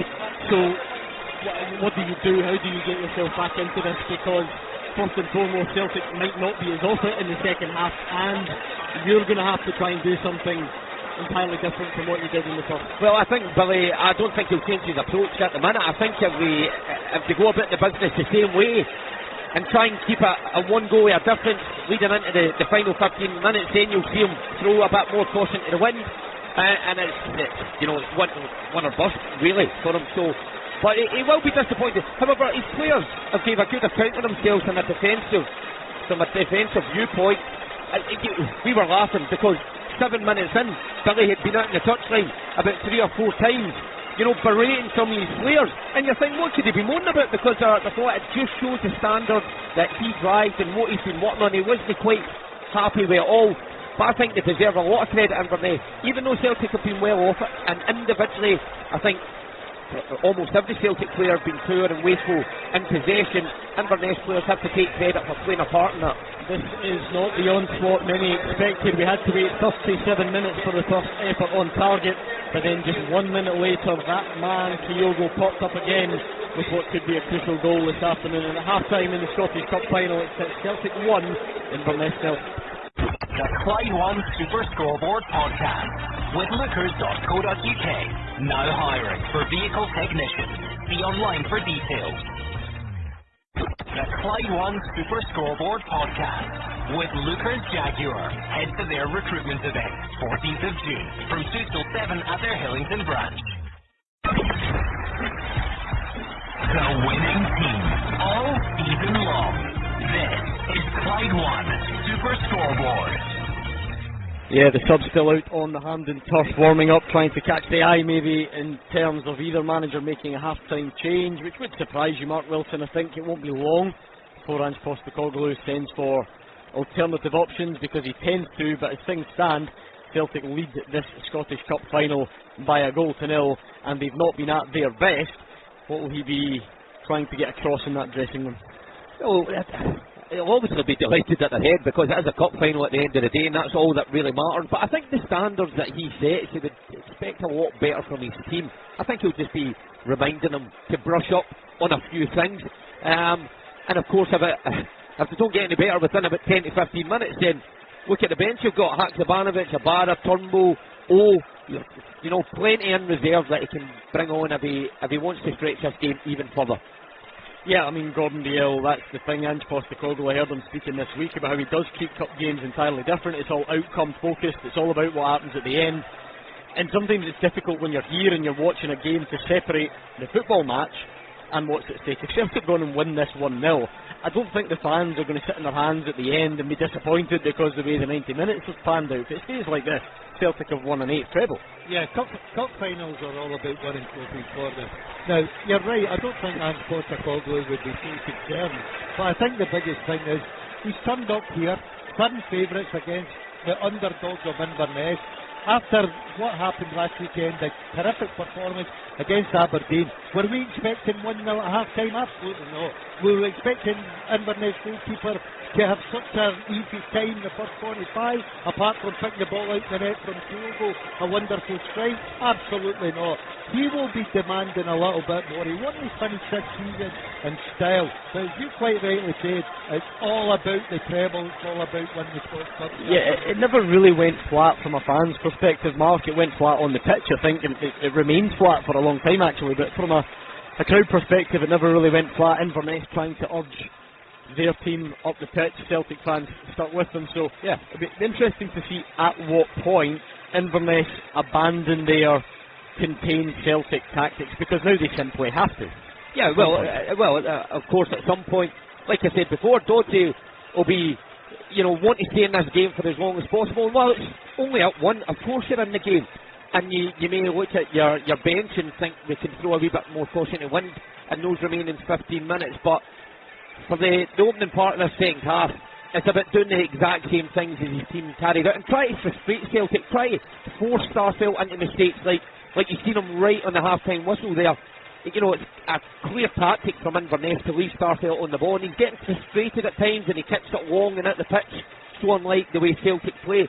That's all part of Inverness' game plan. If he can get his team to carry that out for the opening 20 minutes of this second half, then of course he'll be pleased and then add a wee bit more as an attacking threat. Inverness will need to be careful, Gordon. Yes, they're 1-0 down, but there's still a glimmer. They're still holding on to being in this cup final. If they go out and they change one or two things and they get careless and slack, that cup final will go away from them very quickly and it could be anything.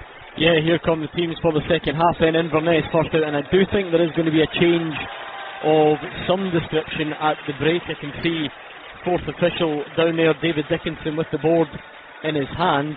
Abada. And it actually is Abada. Liel Abada is going to come on for Celtic. So Celtic have gone first on the change, and Daisen Maeda is the man who's going to be withdrawn for Celtic, who either picked up a knock or Ange Postecoglou simply not impressed with what he's witnessed from the Japanese wide man. And Liel Abada, often scorer of big goals for Celtic, is on to try and get in on the act this afternoon. Inverness unchanged as they look to try and frustrate Celtic the way they did in that first half, but perhaps add a bit more attacking threat as well. It's maybe not been a classic, but as things stand, Celtic are 45 minutes away from winning the Scottish Cup, 45 minutes away from another domestic treble, 45 minutes away, in fact, from an 8th treble for the club. The referee checks his watch in the second half at Hampden, gets underway.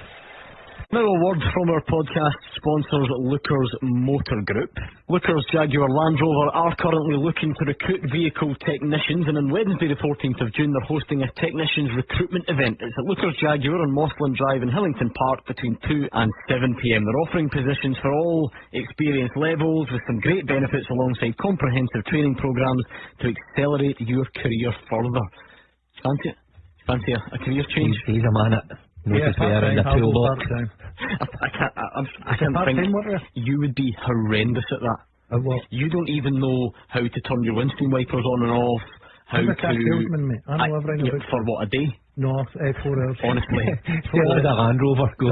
4 hours. Remember you went to test drive an automatic car the other week and you complained that it was broken, but actually it wasn't because you put it in like the manual setting. Yeah. Anyway, Mark, to be fair, the training is good, so maybe we could train them up. Take a lot of work, but I'm sure they've got the patience to train you up. I'm sure they do, because vehicle technicians play a vital role within the Lookers service team by delivering first-class customer service, and they want you, not necessarily you, Gordon Dale, but they want you to be part of their success. If you're a qualified vehicle technician or an experienced mechanic, if you work in a dealer group or an independent garage, you might just be what they're looking for. So you can apply online by visiting lookers.co.uk/careers, and make sure you tell them that Super Scoreboard sent you by quoting SSB.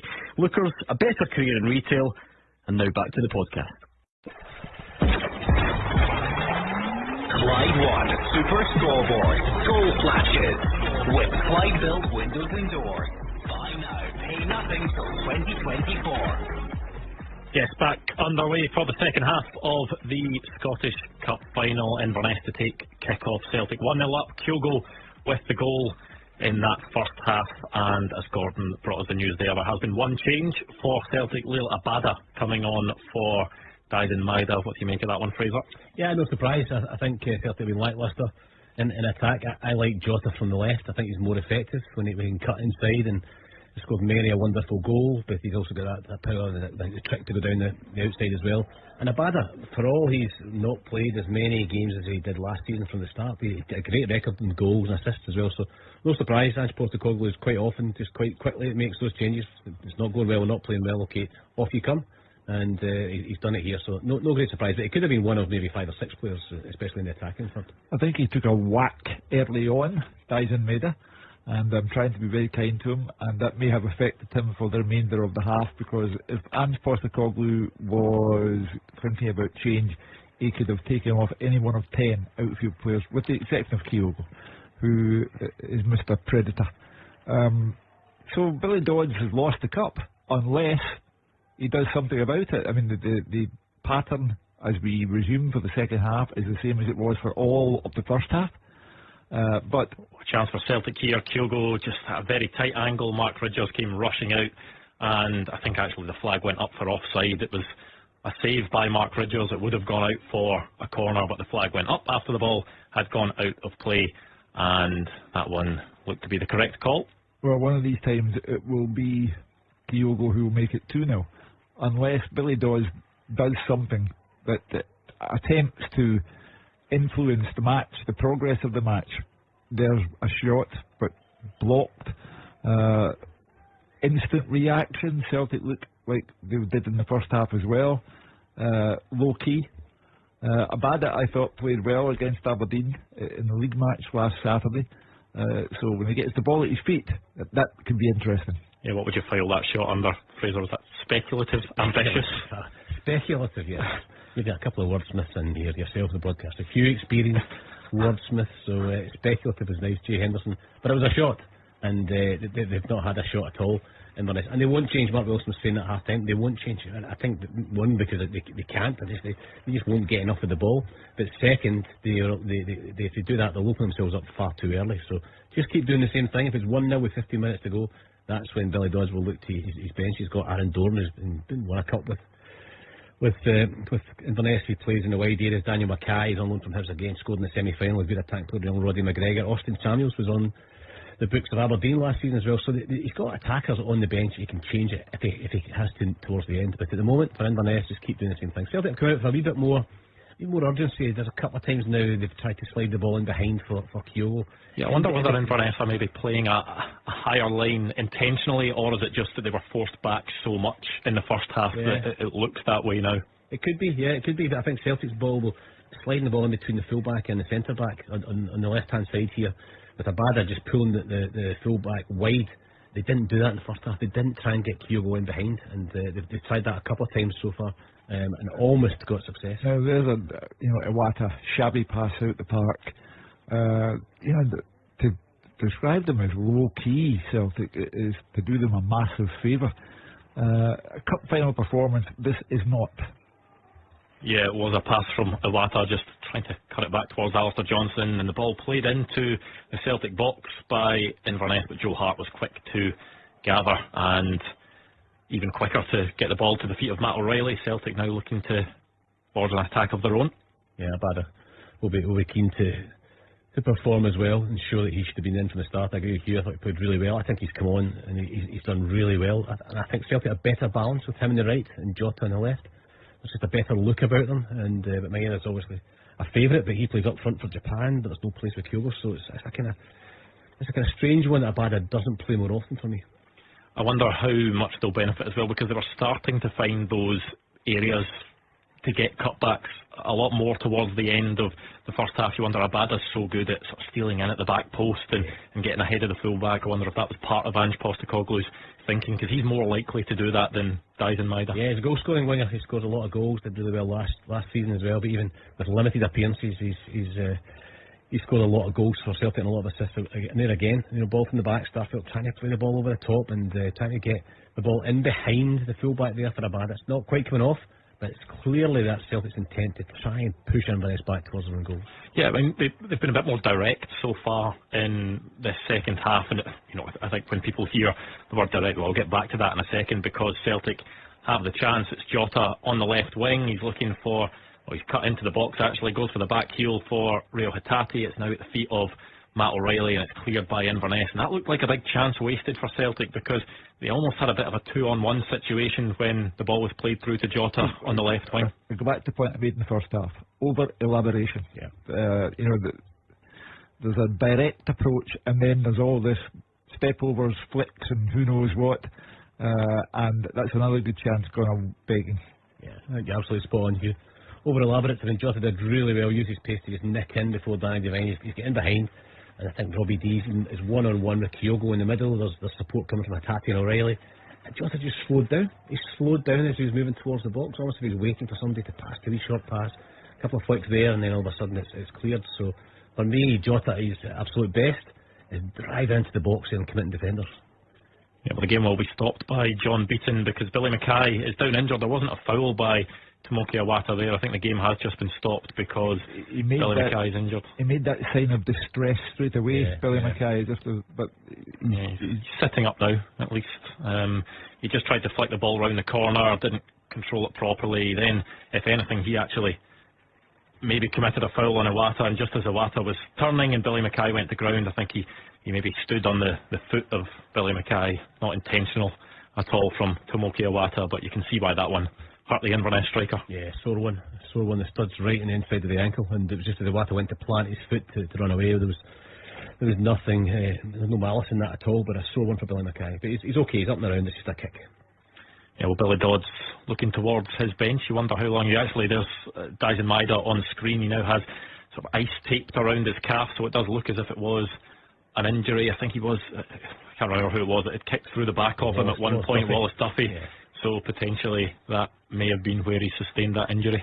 Yeah, a kick on his calf. That'll be a sore one. Maybe just stiffened up over half time, and as you mentioned earlier, maybe that just held him back slightly if it was sore in the first half. But given his performance, I don't think, even if he was just taken off, I don't think he could complain too much. I did wonder whether we'd see any display from the Celtic fans towards Ange Postecoglou with everything that's been going on this week. Not heard any reports of anything like that from Hampden so far, Hugh? No, they're probably asleep watching the game. But Caley Thistle are now trying to do something. They are alive to the prospect that they could get an equalising goal. What a good ball that is in. Yeah, a cross from the right into the Celtic box, and it was Tomoki Iwata at the edge of the 6-yard box that managed to get a foot in first, and Inverness, it was the first real chance. They just threatened to get inside the Celtic box, but it was well defended in the end by Tomoki Iwata. But this will lift the Inverness players and the Inverness supporters, because they've not really had anything to cheer about so far. That was something that would have got a few of them off their seats. Yeah, and they give the players a bit of confidence as well. A couple of touches in the Celtic box. I can't think of any touches during the first half that were in the Celtic box, and then Danny Devine winning a free kick about 10 yards inside the Celtic half, and they will put this one in the box. And we spoke earlier on about the height that Celtic don't have in their team, but Inverness haven't even had a free kick or an opportunity to knock the ball long into the box. You can see Celtic here defending very high, about 25 yards outside their box. Well, it's clipped in from that deep free kick for Inverness, but Joe Hart comes out to gather. The chance before that was Wallace Duffy's low cross from the right. Nathan Shaw was making the run towards the 6-yard box. He was just unable to get there, and Tomoki Iwata ended up sort of clearing it off. Nathan Shaw. For me, we're at a juncture in the game now where Celtic score all over, Cup 1, treble 1. But if Callie Thistle score, you better put your seatbelt on, because Celtic are as they were in the first half. Now, there's another classic example there. They are shocking.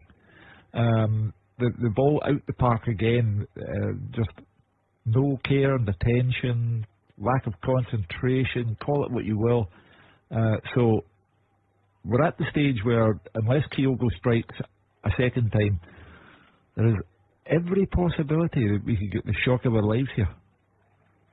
Yeah, well, just saw John Robertson in the stand there watching on. The Ace of Hearts.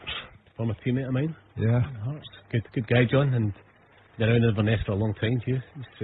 What a goal scorer he was. Made a life up there. Jota takes the byline, the cross is behind, and will be cleared by Inverness. Celtic able to get possession of the ball again, but another frustrating moment for Celtic, but they had the chance to get the ball into the box. They have 3 players in there as well, but just unable to find a hoop jersey. It's almost easy is not the word, just disrespectful to Inverness, but the way the Inverness are playing is they're giving Celtic plenty of time on the ball in areas where they think they can't hurt them. So 35 yards from goal, everybody's behind the ball, nobody's pressing the ball, and so Celtic players are getting so much time to walk with the ball and just knock it across the back four.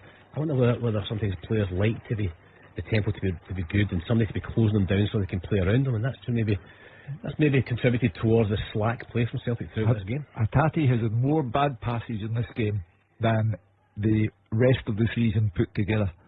And you used the word walk advisedly there, Fraser. You know, the Celtic are at walking pace. Yeah. This is, you can get money back from your ticket because of the Trades Description Act. This ticket says Celtic are playing, but that's not Celtic. Now, it says here Inverness had 33% possession. They have had more possession than they did in the first half. I'm still quite surprised at it being, a third of possession. Celtic have dominated the ball so far. They've not quite dominated on chances, but they've had chances where Inverness haven't. But the ball is won in the midfield by Allardyce, I think it was, trying to play the ball through, and just Inverness not able to connect the passes there. Jay Henderson was making the run out on the right. Nathan Shaw was trying to make his impact known, but just unable to find the pass when they were running forward at pace there, trying to unsettle the Celtic defence. I think that's a chance, Hugh. That's a chance for an Inverness circumstances where Allardyce does really well, steps in, wins the challenge in midfield. All of a sudden he's broken beyond the Celtic midfield, and he's got Henderson, and I think he's Shaw up as well, and Mackay. Just a couple of slack passes, And here we are again. That's a chance. Yeah. Even though it wasn't a shot to go, it was a chance to make something for Inverness. But Inverness are creeping into this game. Not often you'd say this, but I said Hatate has more bad passes in this game than the whole season put together. O'Reilly has been caught in possession more times than the whole season put together. And the captain, the inspiration, the heartbeat, call him what you will, Callum McGregor, has had no influence in this game whatsoever. They've changed a wee bit at Inverness, their tactics. Shaw was wide left in the first half, and he's come in to play almost as a number 10, so it's kind of 4-4-1-1 rather than a 4-5-1, and he's playing in the lovely passing by Celtic to get into the box. It was really good play, but the ball was behind Kyogo from Matt O'Reilly. Matt O'Reilly then shoots, and that one is blocked by Cameron Harper. They'll go out for a Celtic corner. Well, they look for the second goal I'm just looking at O'Reilly. Well, there is going to be a change for Celtic now, and interestingly, it's going to be Kyogo coming off for Celtic. Maybe not one that a lot of people would have expected, but Kyogo applauds the Celtic support, makes his way off the Hampden pitch. He's got the only goal of the game. It was a typical Kyogo goal as well. Great movement in the middle of the box, and he will make way for He was a doubt. He only trained on Friday. Perhaps the steam has gone out of him, but I would not take him off. But maybe he has to go off. But because they may need another goal in this game. Scorer of 2 good goals against Aberdeen last weekend. It would be a big moment for him to score at Hampden. But as I say, Celtic, as we approach the hour mark, had better be alive to the fact that Cali are creeping back into this. Yeah, well, Kyogo has done his job. He's got his goal at Hampden. A big hug from Ange Postecoglou as he made his way off the pitch. And who's been a good goal-scoring form of late. Really growing into that Celtic jersey. He comes on to try and get a goal himself. Celtic with the ball into the box. Greg Taylor trying to cut it back, but it's blocked by Inverness. But come back again, Celtic. The cross going way over the top of the bar this time. And if they were looking for if Lila Bada was looking for in the box there, he was way off finding him. Again, poor, getting into a good area on the left hand side, cutting in. You just need to knock it into the box. There's got plenty of bodies there, but miles over the top of the players. That's really kind of sums up Celtic's game. You can only assume here that Keogh's injury. He's had that knock on his foot. He didn't appear at the Football Writers Player of the Year awards last Sunday because he was told to keep his feet, to keep the weight off it. He's also, I don't know, it's a factor in it as well, where he's been recalled to the Japan team, hasn't he? Yeah. So maybe there's a bit there that Celtic are thinking, right, okay, we've he's given the chance. Yeah, he's given Celtic all that he can for the day, and he scored the goal. But Abada's final ball there sums up Celtic's day. Kyogo apart. Every player. Abada's a terrific player. O'Reilly, Hatate, McGregor, all terrific players, but they have taken the day off. That's one thing Inverness players won't want to see when they're looking over at the sidelines and Celtic are making substitutions, because yes, Kyogo goes off, but he's an international striker. He's got 4 goals in his last 5 games. No matter who Celtic bring on at this stage, it's always going to be a big name or someone that can threaten, and is certainly one of those at the moment, especially with the form he's in. I do think the big names are important, because big names are on the park and they're failing. And they have maybe even psychologically though, if you're looking over and it's an international player that's coming on, because Celtic have that depth. You've still got Turnbull, you've still got Forrest, you've still got Haksabanovic as well in attacking areas, and that's where the 5 subs does benefit the bigger clubs, because they can bring on more top players, and they use that very well. Celtic in particular always seem to make their 5 substitutions. Always a different type of player for Dees and Devine to deal with. Maybe somebody they'd like to sort of deal with. I mean, he's not immobile, but he's not the same sort of live wire that Kyogo is. He's far more a kind of bigger target man. Yeah, he's a handful, isn't he? He's a physical presence up there. The big centre backs might quite like that, but he's a good player, and he's a real goal threat as well. He's always in that 6-yard box. This is a game of 2 teams now. Celtic struggling badly. Cali Thistle and Dermot Desmond there. Peter Lawwell and Dermot Desmond. I don't think either of them look thoroughly entertained with what they've seen so far in the stand. That is too much of the half-time grub. Looking a wee bit. Well, to be fair, as I said, the performance has put everyone to sleep, and Cali Thistle are right back in this game. And here's another test of Joe Hart.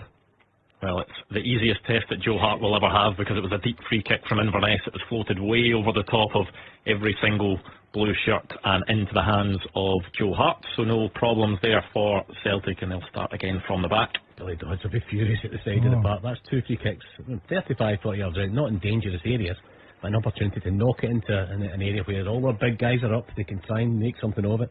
Both times Celtic have pushed out and defended at 25 yards from goal to try and stop Inverness getting into that penalty box. But even then, the free kicks have been overhit, and they've been comfortable catches for Joe Hart with nobody near them. And these are chances for Inverness in terms of their game plan.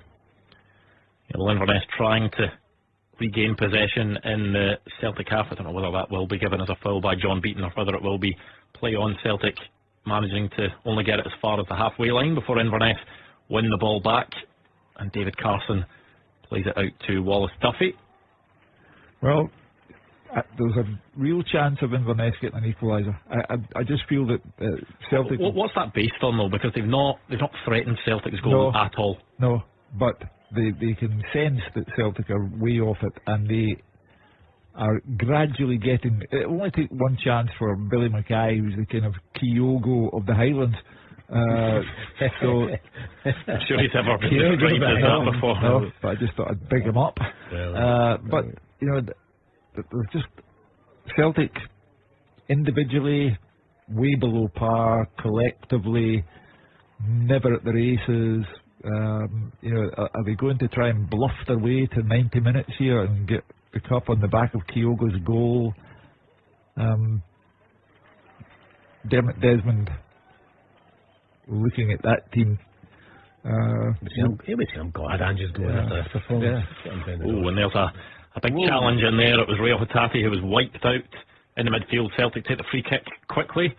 Finds Jota. Is wiped out in the process, but it's play on. Jota threads the ball through for Callum McGregor. He cuts it back into the middle of the box. Goal flashes with Clyde Built Home Improvement. And Celtic score again. Leal Abada making the run into the middle of the box, and that is what Celtic do. They won a free kick, but straight away the hand was on the ball. It was passed forward quickly, and Inverness could not deal with Celtic's pace going forward. Eventually cut back by Callum McGregor, and we said it, Leal Abada finds those pockets of space in the box, and Leal Abada off the bench at half time, and he gets his goal. End of the big picture. Celtic Scottish Cup winners for the 41st time, treble winners for the 8th time, 5th treble for Callum McGregor, involved in the build-up to the goal. You know, there are days when you're not at it at all, but get the job done, and that's a Celtic trait under Ange Postecoglou, and they are now the Scottish Cup holders.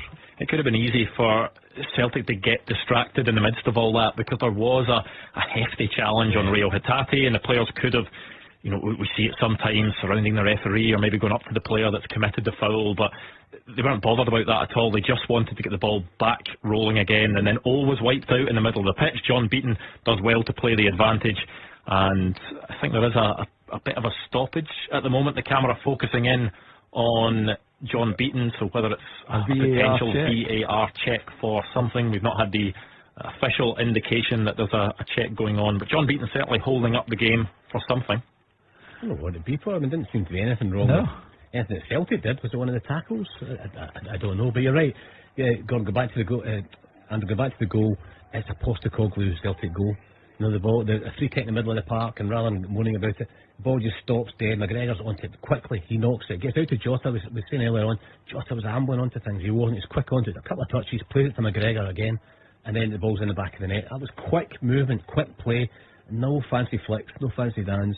Goal of Celtic's. The Celtic. It must have been offside. Yeah, well, it looks like it is a check for offside. The ball passed from over to Jota, and I'm not so sure. I think potentially, I don't know who it was. Was it Robbie Dees? Is the Inverness player that's closer to this? It looks another very tight call. We've not seen the lines being drawn or anything like that. We just had one still image of just before the ball was played, John Beaton getting the communication from the VAR room at the moment. There was a shocking VAR decision. Well, that's it. Goal given. It is onside. John Beaton points to the centre circle, and the goal will stand. Ange Postecoglou shaking his head. We know what he makes of, you know, these stoppages. He hates it, but you can see the lines there, and it is. I think is that Robbie Dees there that is. It's very tight, but you know, if the lines are touching, then the benefit of the doubt goes to the attacker. That's the way it works, and it may well have been one of those occasions. But the goal has been given as onside, and Celtic have a 2-goal advantage at Hampden. I must say, Mrs. Rod Stewart looked thoroughly underwhelmed by it all when the camera panned on to Sir Rod, and he's got the wrong colours on, Rod. He's got lots of blue and red there on his tie. You're not usually wearing these green. I have to say, I mean, it looked like it was almost a kind of t-shirt line of the arm of Robbie Dees. It certainly wasn't his body or his leg. It was very, very tight, but Celtic get the goal, and it was a good goal from a Celtic perspective, and that's game over. Yeah, it was hard to tell the lines that had been drawn on, or certainly by the VAR room, because of the view you've got is quite far away from the lines. But we've seen it before on occasion this season that if the two lines are touching in any way, shape or form, then it is the attacker that's given the benefit of the doubt. So it could well have been one of those instances that we saw there. It's one thing you can't argue against with VAR. They do draw the lines. I know there's been a few mistakes and human errors, but the lines are accurate, and it's either is offside or it's not. So everything else really is down to very subjective, down to our own opinions. But it was a terrific goal by Celtic. It really was. Just the movement quickly, very simple. Get the ball moving quickly, get in behind the defence, goal.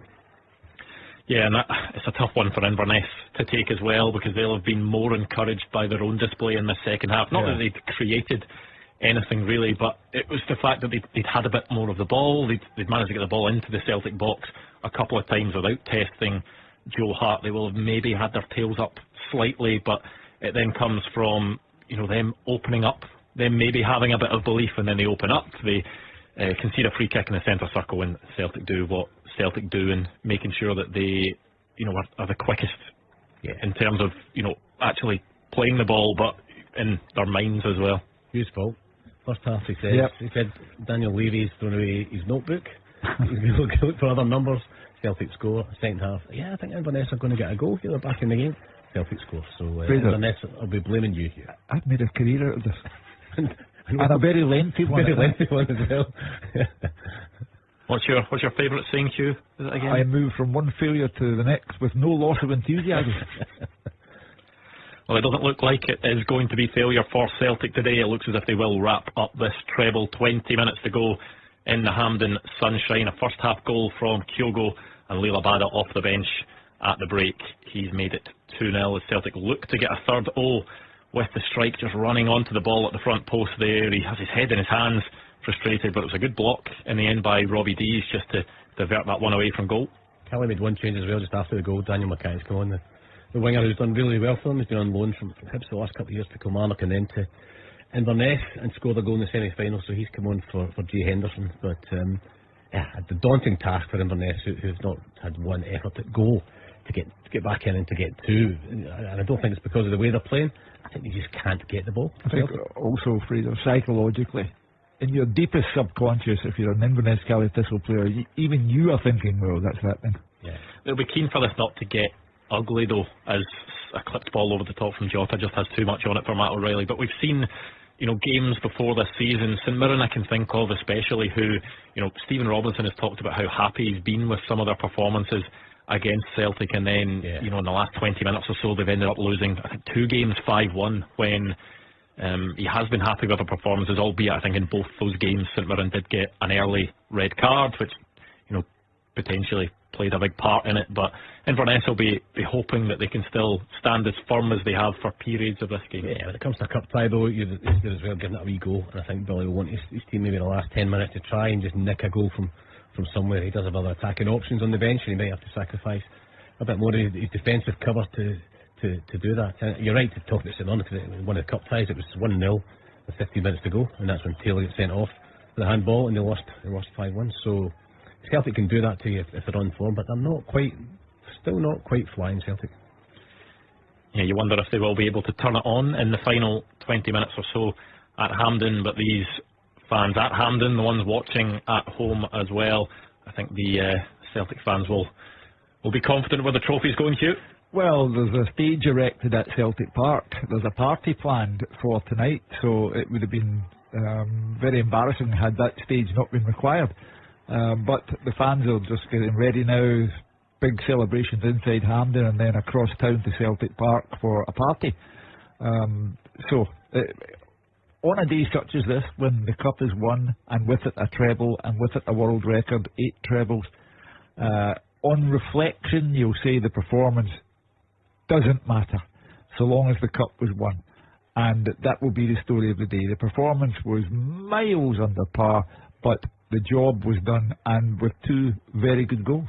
Yeah, never looked like losing it, Hugh, but for a long period they didn't look like going to win it either, or getting ahead, because they were just so lacklustre, but in the end, the class is shown, and we did talk about Abada. Well, a miss kick from Mark Ridgers there as the ball comes back to him in his own box. He did just force Leo Abada wide enough that he couldn't get a shot away. It is Matt O'Reilly that gets a shot away from around 25 yards. Mark Ridgers able to get his hands on that one. A bit of a hand up of apology to his teammates there. Forced a bit of pressure with that miss kick. It's Abada again, they're just talking about him, his fresh legs, his energy. And he comes in off that line to score the goal. We spoke about it just when he came on. But again, he's got that energy to go and press the goalkeeper as well and force that mistake. Billy Mackay had his arms up there. He was claiming that he'd been fouled by Tomoki Iwata as he tried to roll the defender and make his way into the Celtic box, but John Beaton waving that one away, not having it. Well, we're now into that period of the game where the Inverness Caley-Thistle players, we expect them to tire. We'll have, with time added on, we'll have 20 minutes left of this. So there really ought to be a third in it for Celtic. Yeah, you get more tired when you've not got the ball. Yeah. And you're getting moved around and you're having to do a defensive shift and having to sprint in midfield to fill up the gaps. And this heat as well. Yeah. Never helps. No game for 4 weeks. Does that affect them as well? It's the end of a long season. So they've got to just sum up some kind of energy in Inverness. I'm sure they don't want to go without having a proper shot in the game. They want to have a chance and try and nick a goal at the very least. But at the moment, everything's just the same. You know, they're not able to get a hold of the ball enough to get up front. It'll be an interesting celebration if Celtic go on to win this game, because the talk all week has barely been about the game. It's been about Ange Postecoglou's future. You would expect that in his various post-match interviews, easy for me to say that he needs to do with the various rights holders and the written media as well, that there will be questions about the game. Ange Postecoglou has been saying all week that his focus is only on this game. Once the game is over, I'm sure he will face many questions about his future and links to Tottenham. Now that the game is over and Celtic have won the cup, I don't feel that I'm disrespecting the occasion by talking about that situation now. The sight of Dermot Desmond in the director's box will of course encourage speculation that he's over here to talk to Ange Postecoglou and to see if anything can be done to keep him at the club. That would seem to me a logical conclusion when it comes to Dermot Desmond's presence as David Turnbull and Haksabanovic prepare to come on for Celtic. A couple of changes as well for Inverness in there. Zach Delaney coming on for Danny Devine, and Billy Mackay also replaced by Austin Samuels. It will be Rio Hatate making way for David Turnbull. Not a classic Rio Hatate performance, you'd say. No. Matt O'Reilly also coming off for Sead Haksabanovic, who has had a big impact off the bench at times this season. Yeah, I like Haksabanovic. I think he's unfairly criticised. When they lost, Celtic lost heavily to Rangers in the recent Old Firm game. Guys like Haksabanovic and others were getting a bit of stick. I think he's had a good football, and he's not really done a run of starts in the game, but he's clever. He'll go into that midfield area, picks the ball up, he runs quickly at players, he takes them on, and he's got that kind of style about him where you're not sure which side he's going to go. Is he going to stay on his right or is he going to cut into his left?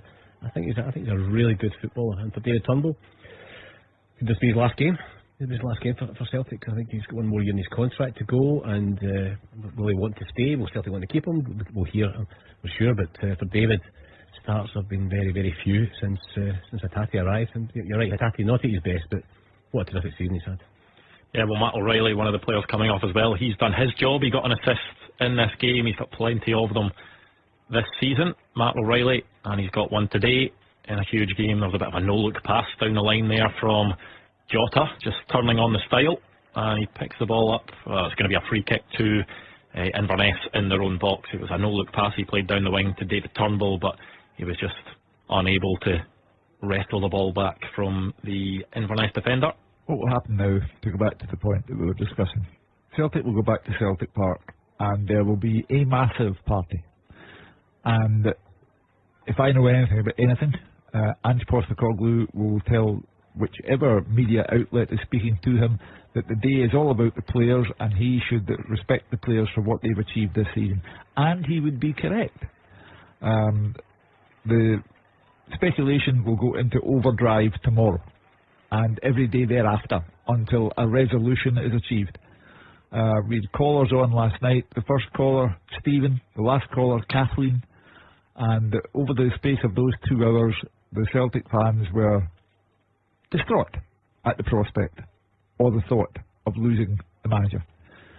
So I don't think we'll get anywhere with that story today, but it has to be a story that is resolved very quickly. And as I say, Dermot Desmond's presence at Hampden will encourage speculation that he's in the country for one reason only, and that's to talk to Ange Postecoglou and see what's happening.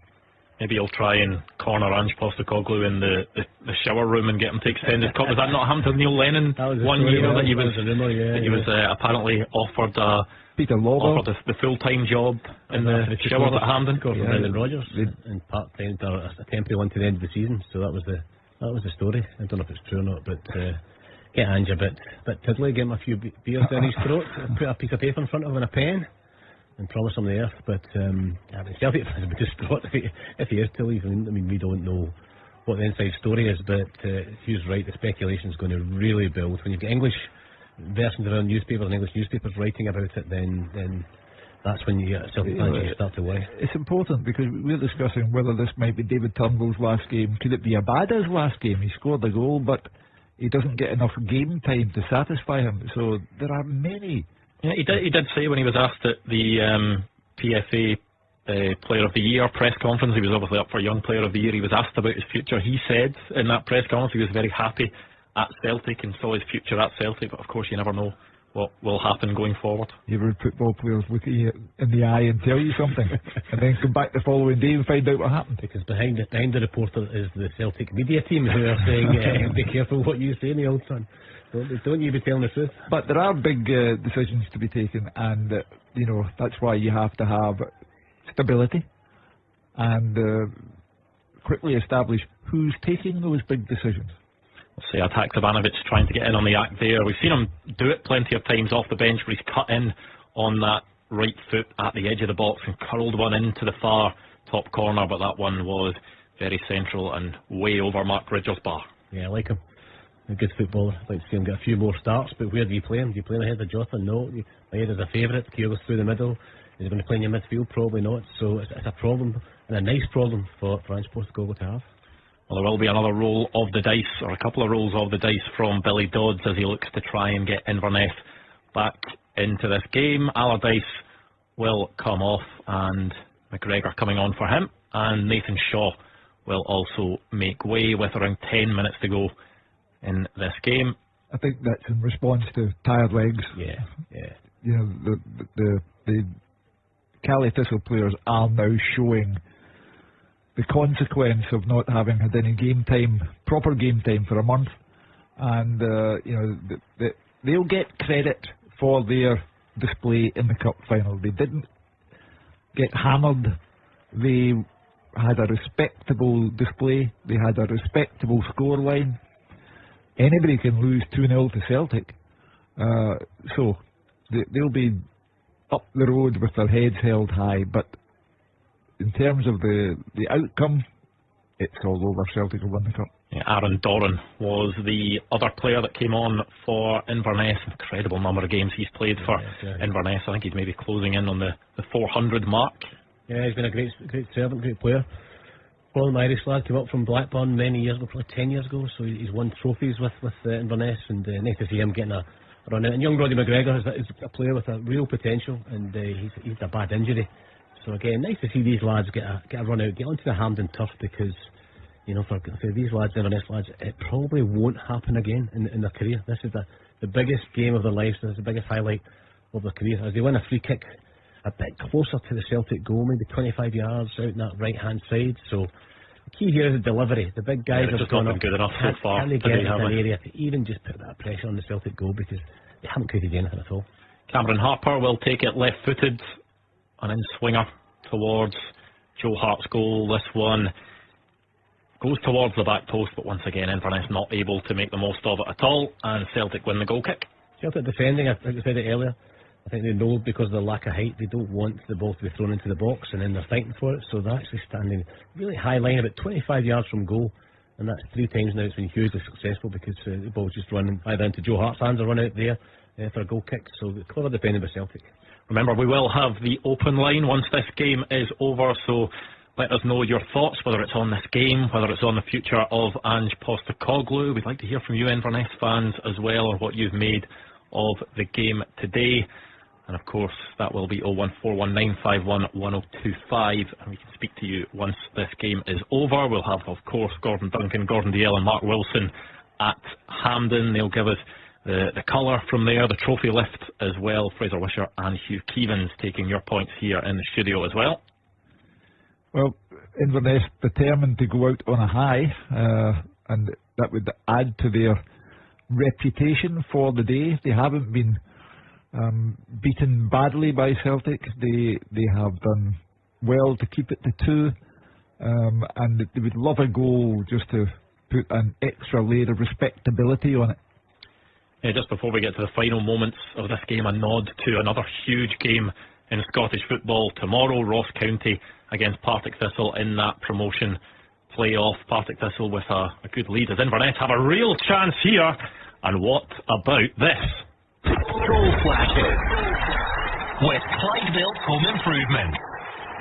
And out of nowhere, Inverness have a goal back with 6 minutes left to go. Who saw that coming? Billy Dodds, I think. He's jumping up and down there. Daniel Mackay at the back post there scoring. He's playing a much more central role in the second half, and a lovely ball from the right hand side, just curled in behind Iwata.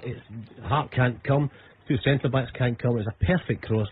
It's the chance that they were just waiting for Inverness. They weren't going to get many, and they've been poor when they've had those wee half chances to create something, but that was brilliant. Great ball into the box, great finish.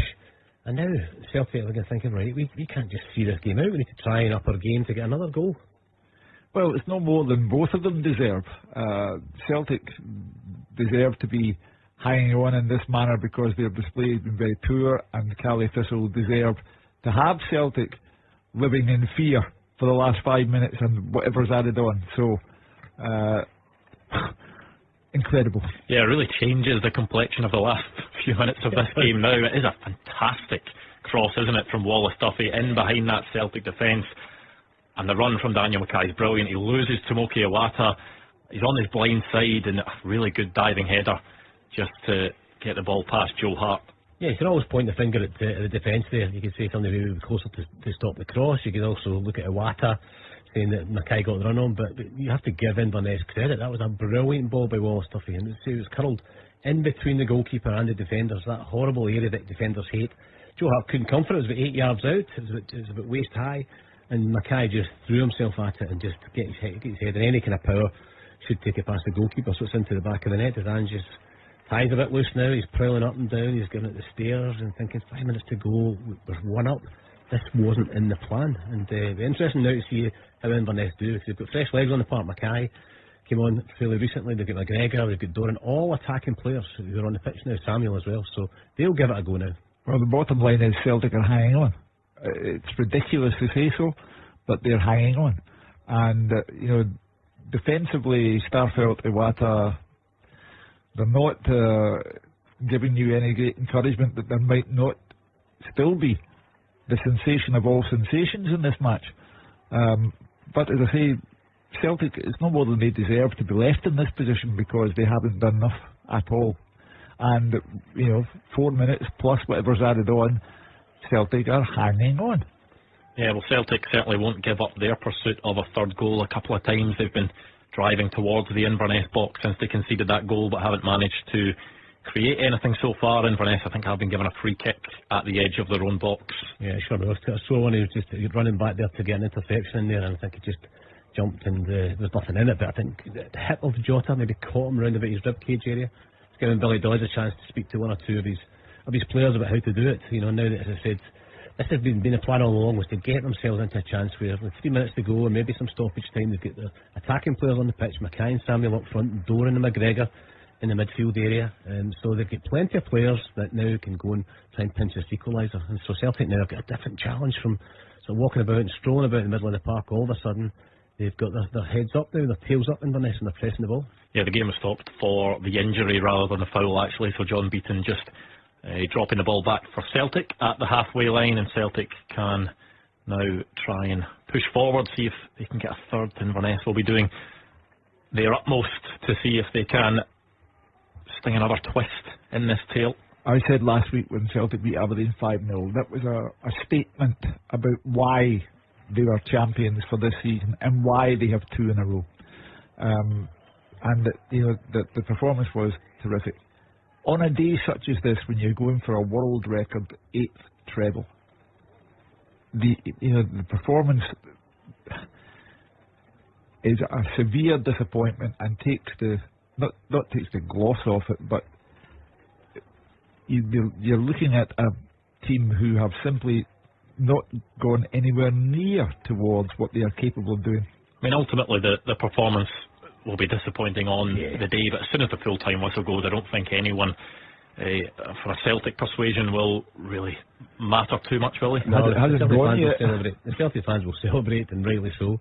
Another treble, but it has been flat on the field of play. The players just haven't been able to lift themselves, though. It's the end of a long season, or what the problems are, but given the fact they were so good, they're almost the same team last week, and you do wonder why. But at the end of this game, you're absolutely right, Andrew. Nobody in the Celtic persuasion or supporters will care a jot. It's another treble and another fantastic season for them. They're playing keep ball now just to run down the clock. Well, there could be a big chance for Celtic here. Will they get that third goal to kill the game off? It's a good save by Ridgers in the end, because it was a real big chance. Yeah, she scored. Haksabanovic, she was saying they're playing keep ball, but all of a sudden a gap just opened up in front of Cal McGregor, and he rolled in Haksabanovic, and he had plenty of time to do that. He should have scored there. That's a big chance, but good save by Ridgers, you have to say. Spread himself well and stuck a foot out and got the ball clear.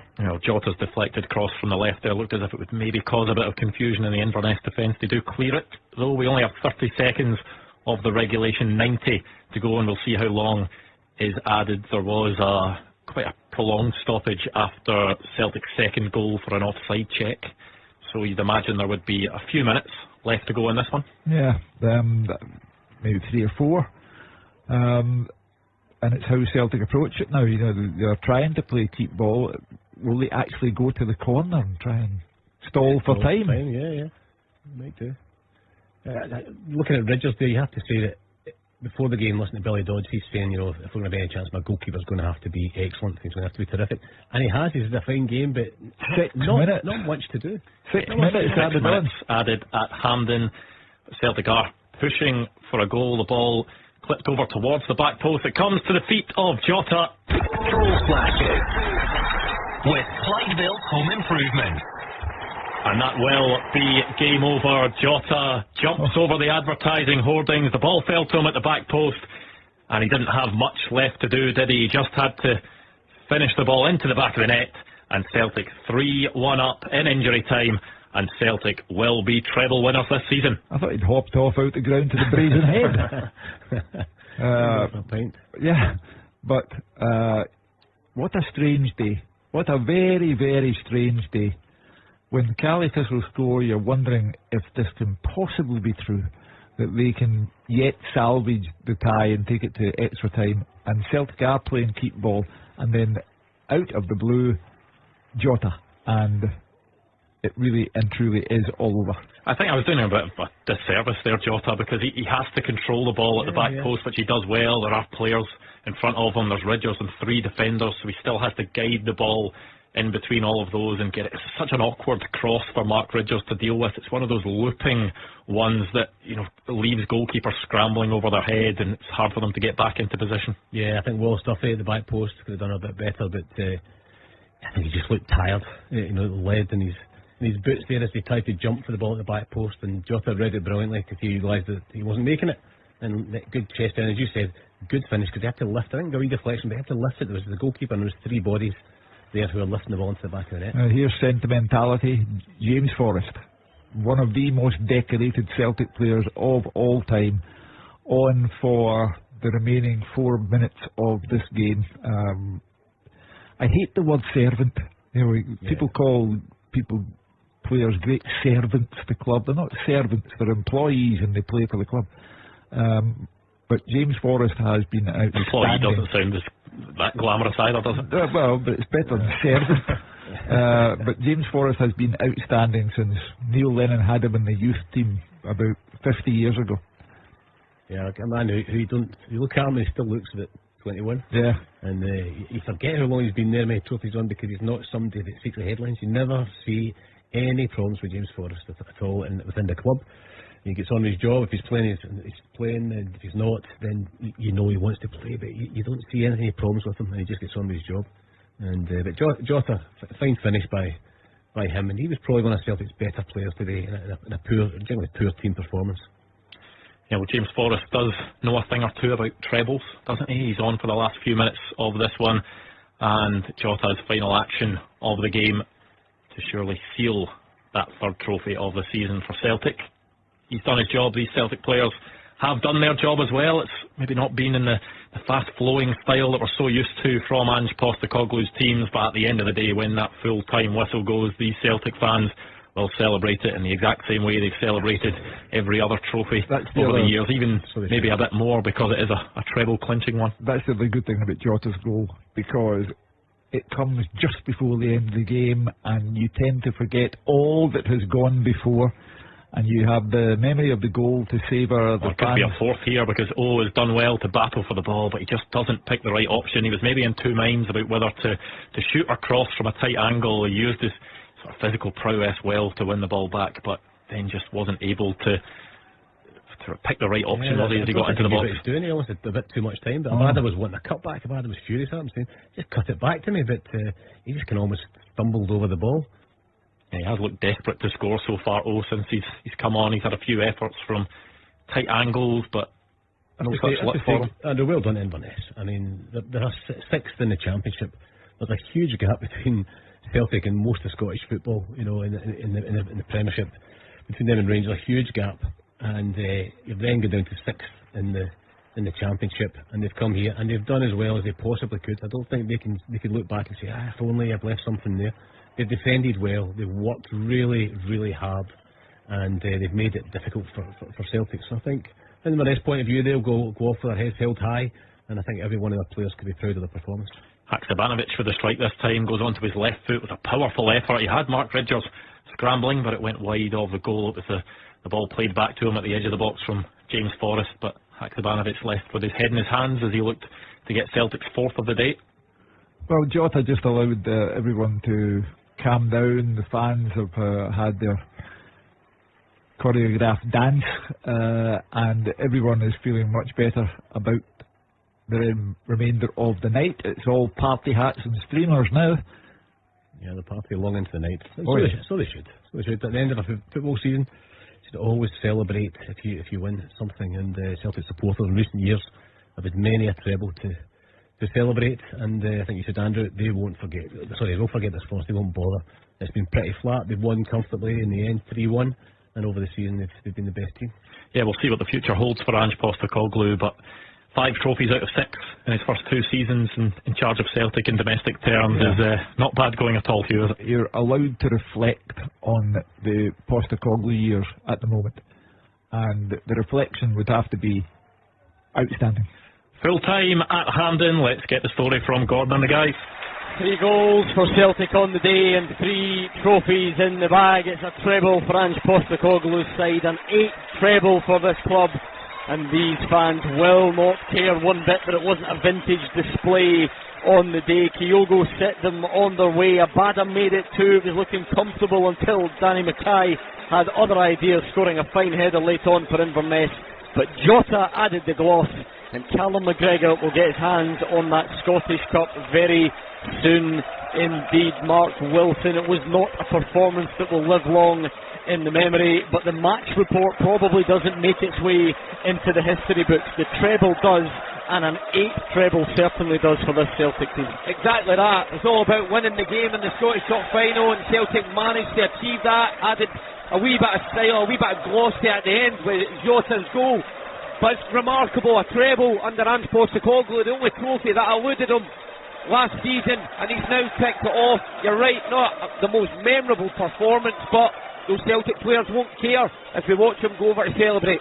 We said at Gordon Dale, Cup finals are never about performance really, so this one certainly wouldn't be one of them, and you can see what it means to the players and the fans. Not a problem, says a banner raised by the Celtic fans. A 5th trophy for Ange Postecoglou. 3 this season, 2 last season, and Celtic's domestic dominance continues. Yeah, well done to Celtic. Congratulations on a treble win.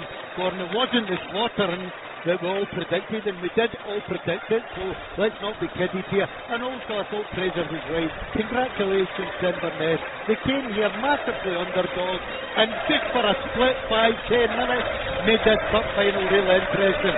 It wasn't vintage, but it's not about the performance, it's about getting a hands on the trophy and a treble in the bag.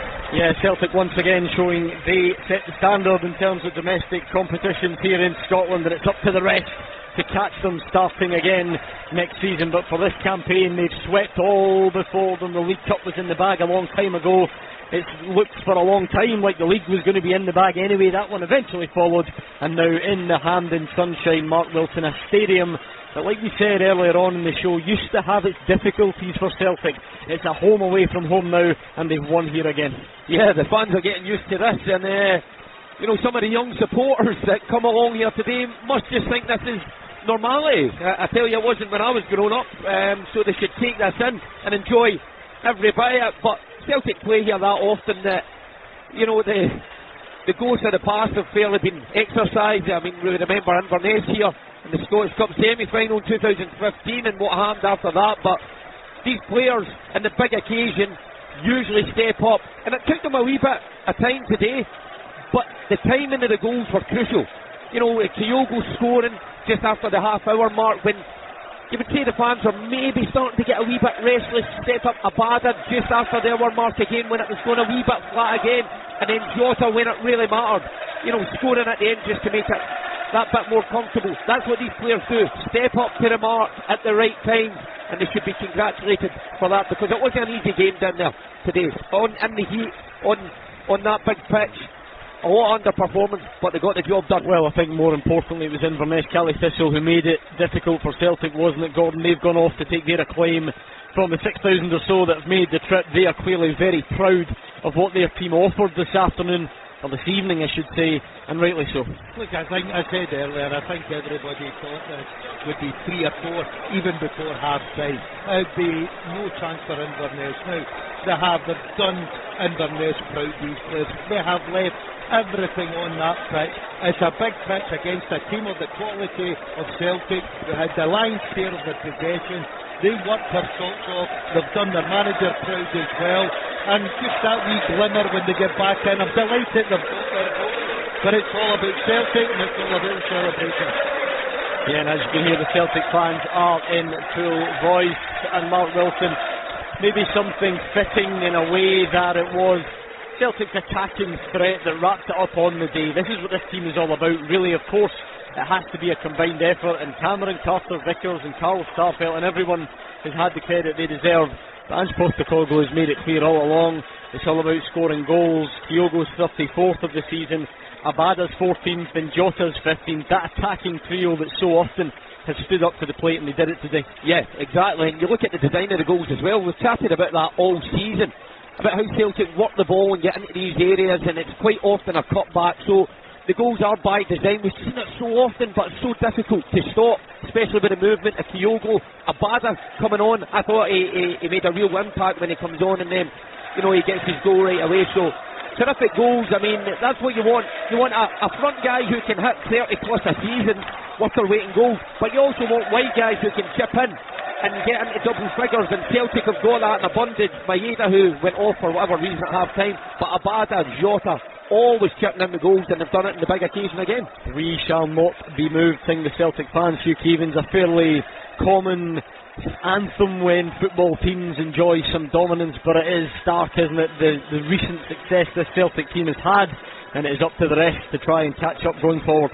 Well, today Ange Postecoglou has amended his own record. He's put on it the Scottish Cup, which he was unable to win last season. He's won 5 of the last domestic trophies. He joins Jockstein, legend, Martin O'Neill, legend, Brendan Rodgers.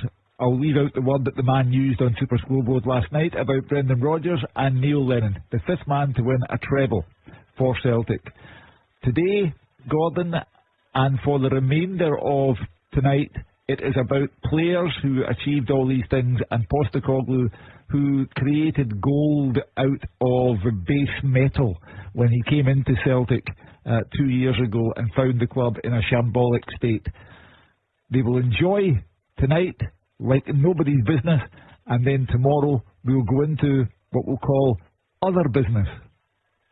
Now, this may have passed me by. I must admit there may be a reason. It may have been publicised. It's not one I've noticed, but it looks like the medals and the trophy are going to be collected on a stage on the pitch, not on those famous Hampden stairs.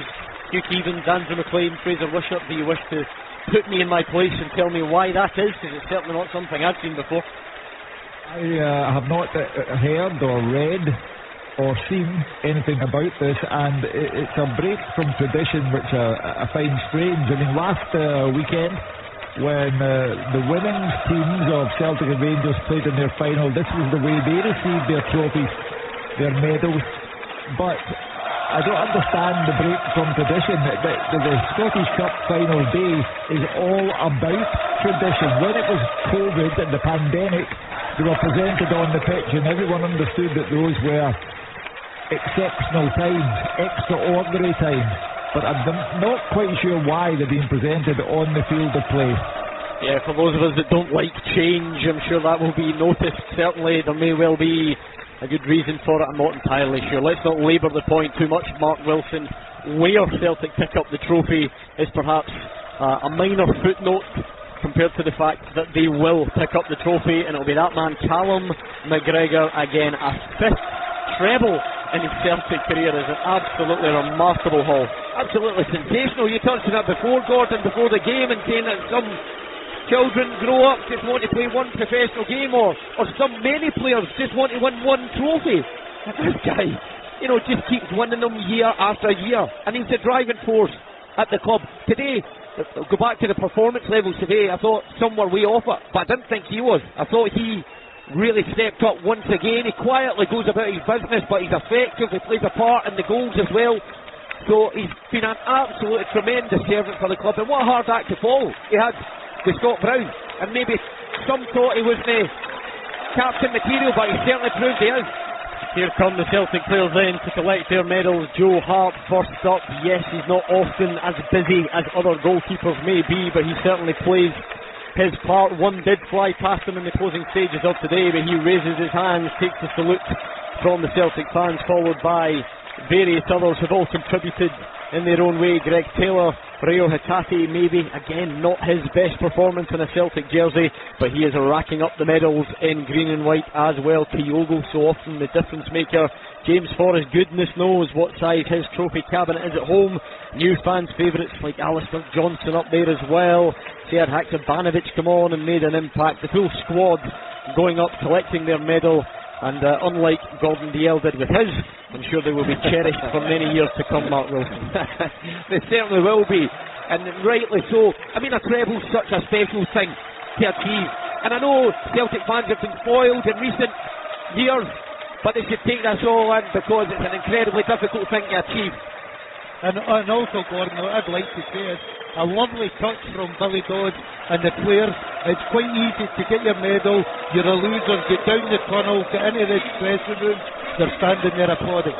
And there we are in a change from tradition. Callum McGregor is on the pitch, on the stage, but as you can hear, he raises that Scottish Cup high above his head. He's more than used to this feeling, but he enjoys this one as much as the rest. Gold streamers, green and white pyrotechnics, the flames, it is all there, and these Celtic players and Celtic fans are enjoying this moment. Rio Hatate almost falls off the stage, but it's not enough to spoil this moment. The Celtic fans letting Ange Postecoglou know exactly how they feel about him as well, and the Celtic backroom staff are going to make their way on to join the manager. He waves them on. He's always cherished the job that they do behind the scenes.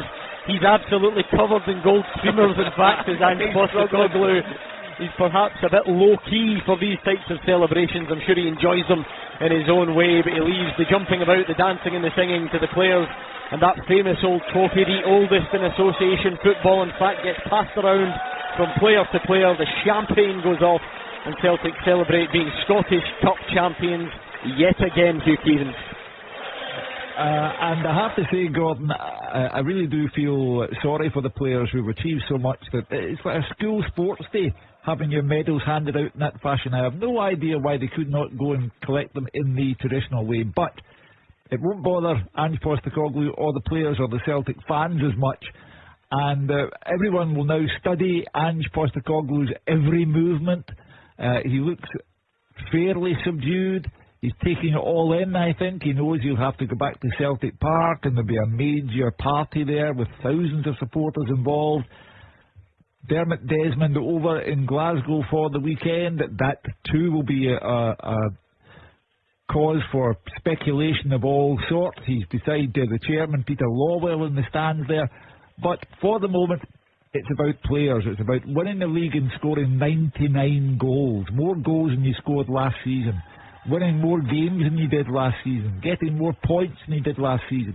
And now they've added the Scottish Cup to the Viaplay Cup, and it has been a sensational time for Celtic as Ange Postecoglou holds the trophy aloft.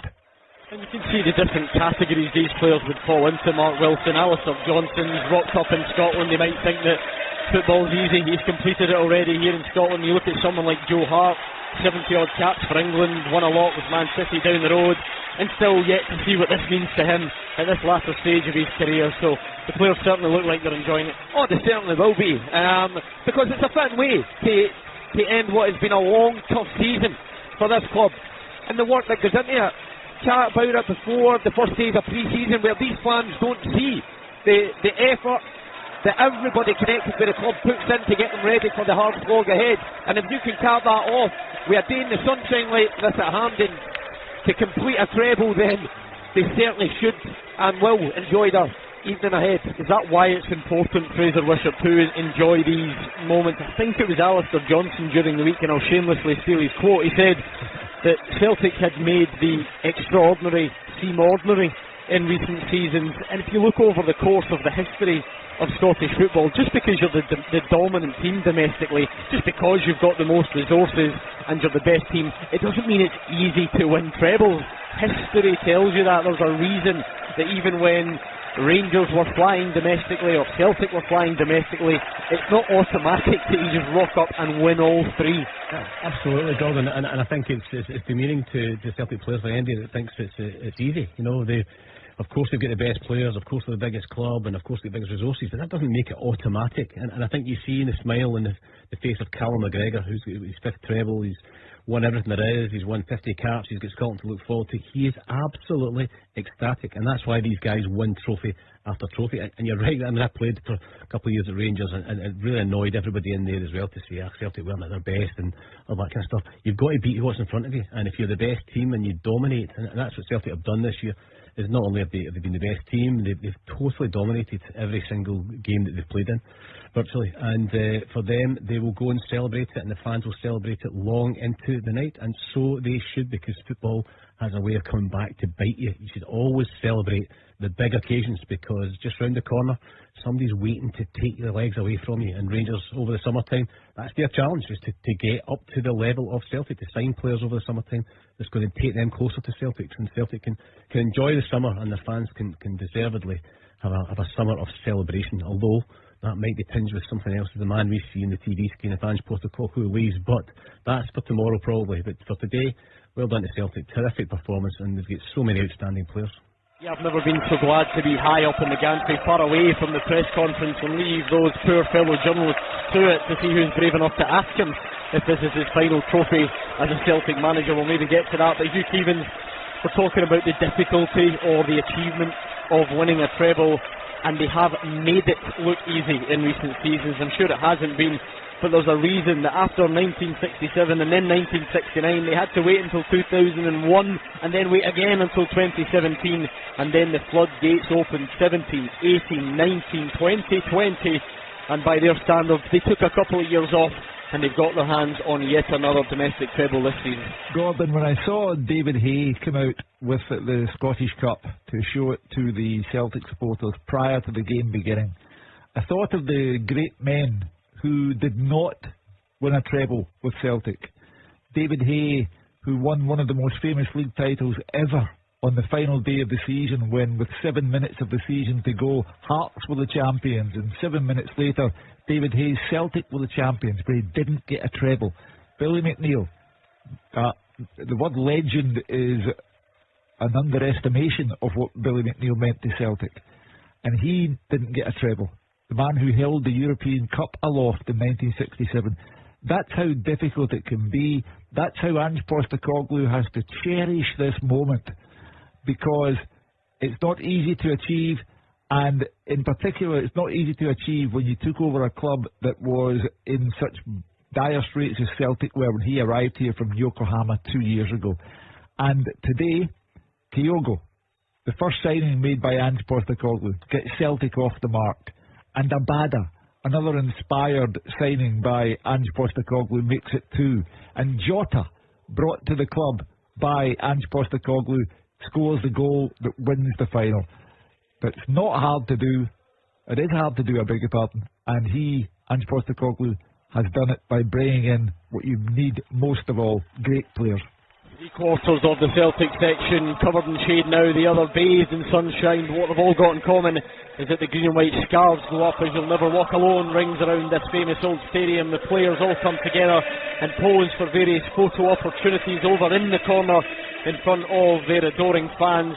And not a man, woman or child from the Celtic end has left just yet. Even a few Inverness fans left, a few players down there taking final congratulations. They played their part, they put up a much better fight than many people experienced.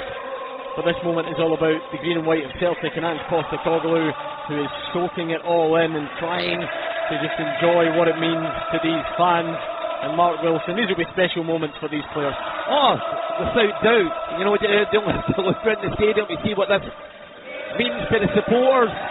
And it's incredible. But in there, I've been lucky enough to experience it myself, standing on the pitch just at the end the players are just now with the cup, and it's remarkable, something that they'll look back on a long time. And you just wonder what Ange Postecoglou's thoughts are at this minute, standing down there in the far corner. If he thinks, yeah, I'll take more of this next season, I want to stay at Celtic for this reason alone, or is it a farewell that he's signing off in style, he's ticked all the boxes and he'll move on? I can tell you what the Celtic fans here and all around us will be thinking. Callum McGregor sings along. I don't know if the words have quite made their way to some of Celtic's international stars. It is a varied bunch assembled from various corners of the globe by Ange Postecoglou. The one thing they've got in common, Gordon Dalziel, is they know how to win trophies here in Scotland. Yeah, it becomes a habit, and obviously Celtic are in that habit just now. Everyone playing their part. It's been a squad this year, Gordon. Just not been that starting 11. We all the glamour names. You look at the substitutions that Postecoglou has done week in, week out. They come on even this afternoon and they get in amongst the acts, and they deserve every applause going. Were they their best today? No, but it's all about getting the job done. The treble was on the line and they achieved that, and they're now enjoying their night. Celtic's lap of honour, I think, begins. It's not even started yet properly. They're going to go round and continue to enjoy this moment. Scottish Cup Day, it's always a bit of a strange schedule for us, never mind when it's Scottish Cup night. It doesn't feel like it's 7:45, that's for sure. But the open line is here. If you're still with us, we hope you are. And that noise you hear is because Ange Postecoglou has just raised the Scottish Cup in front of the fans. They're letting him know exactly what he means to them and exactly how much they hope he hangs around. If you want to give us a call, it's 0141 951 1025. Now would be a great time to call to get in touch. The open line is here. What did you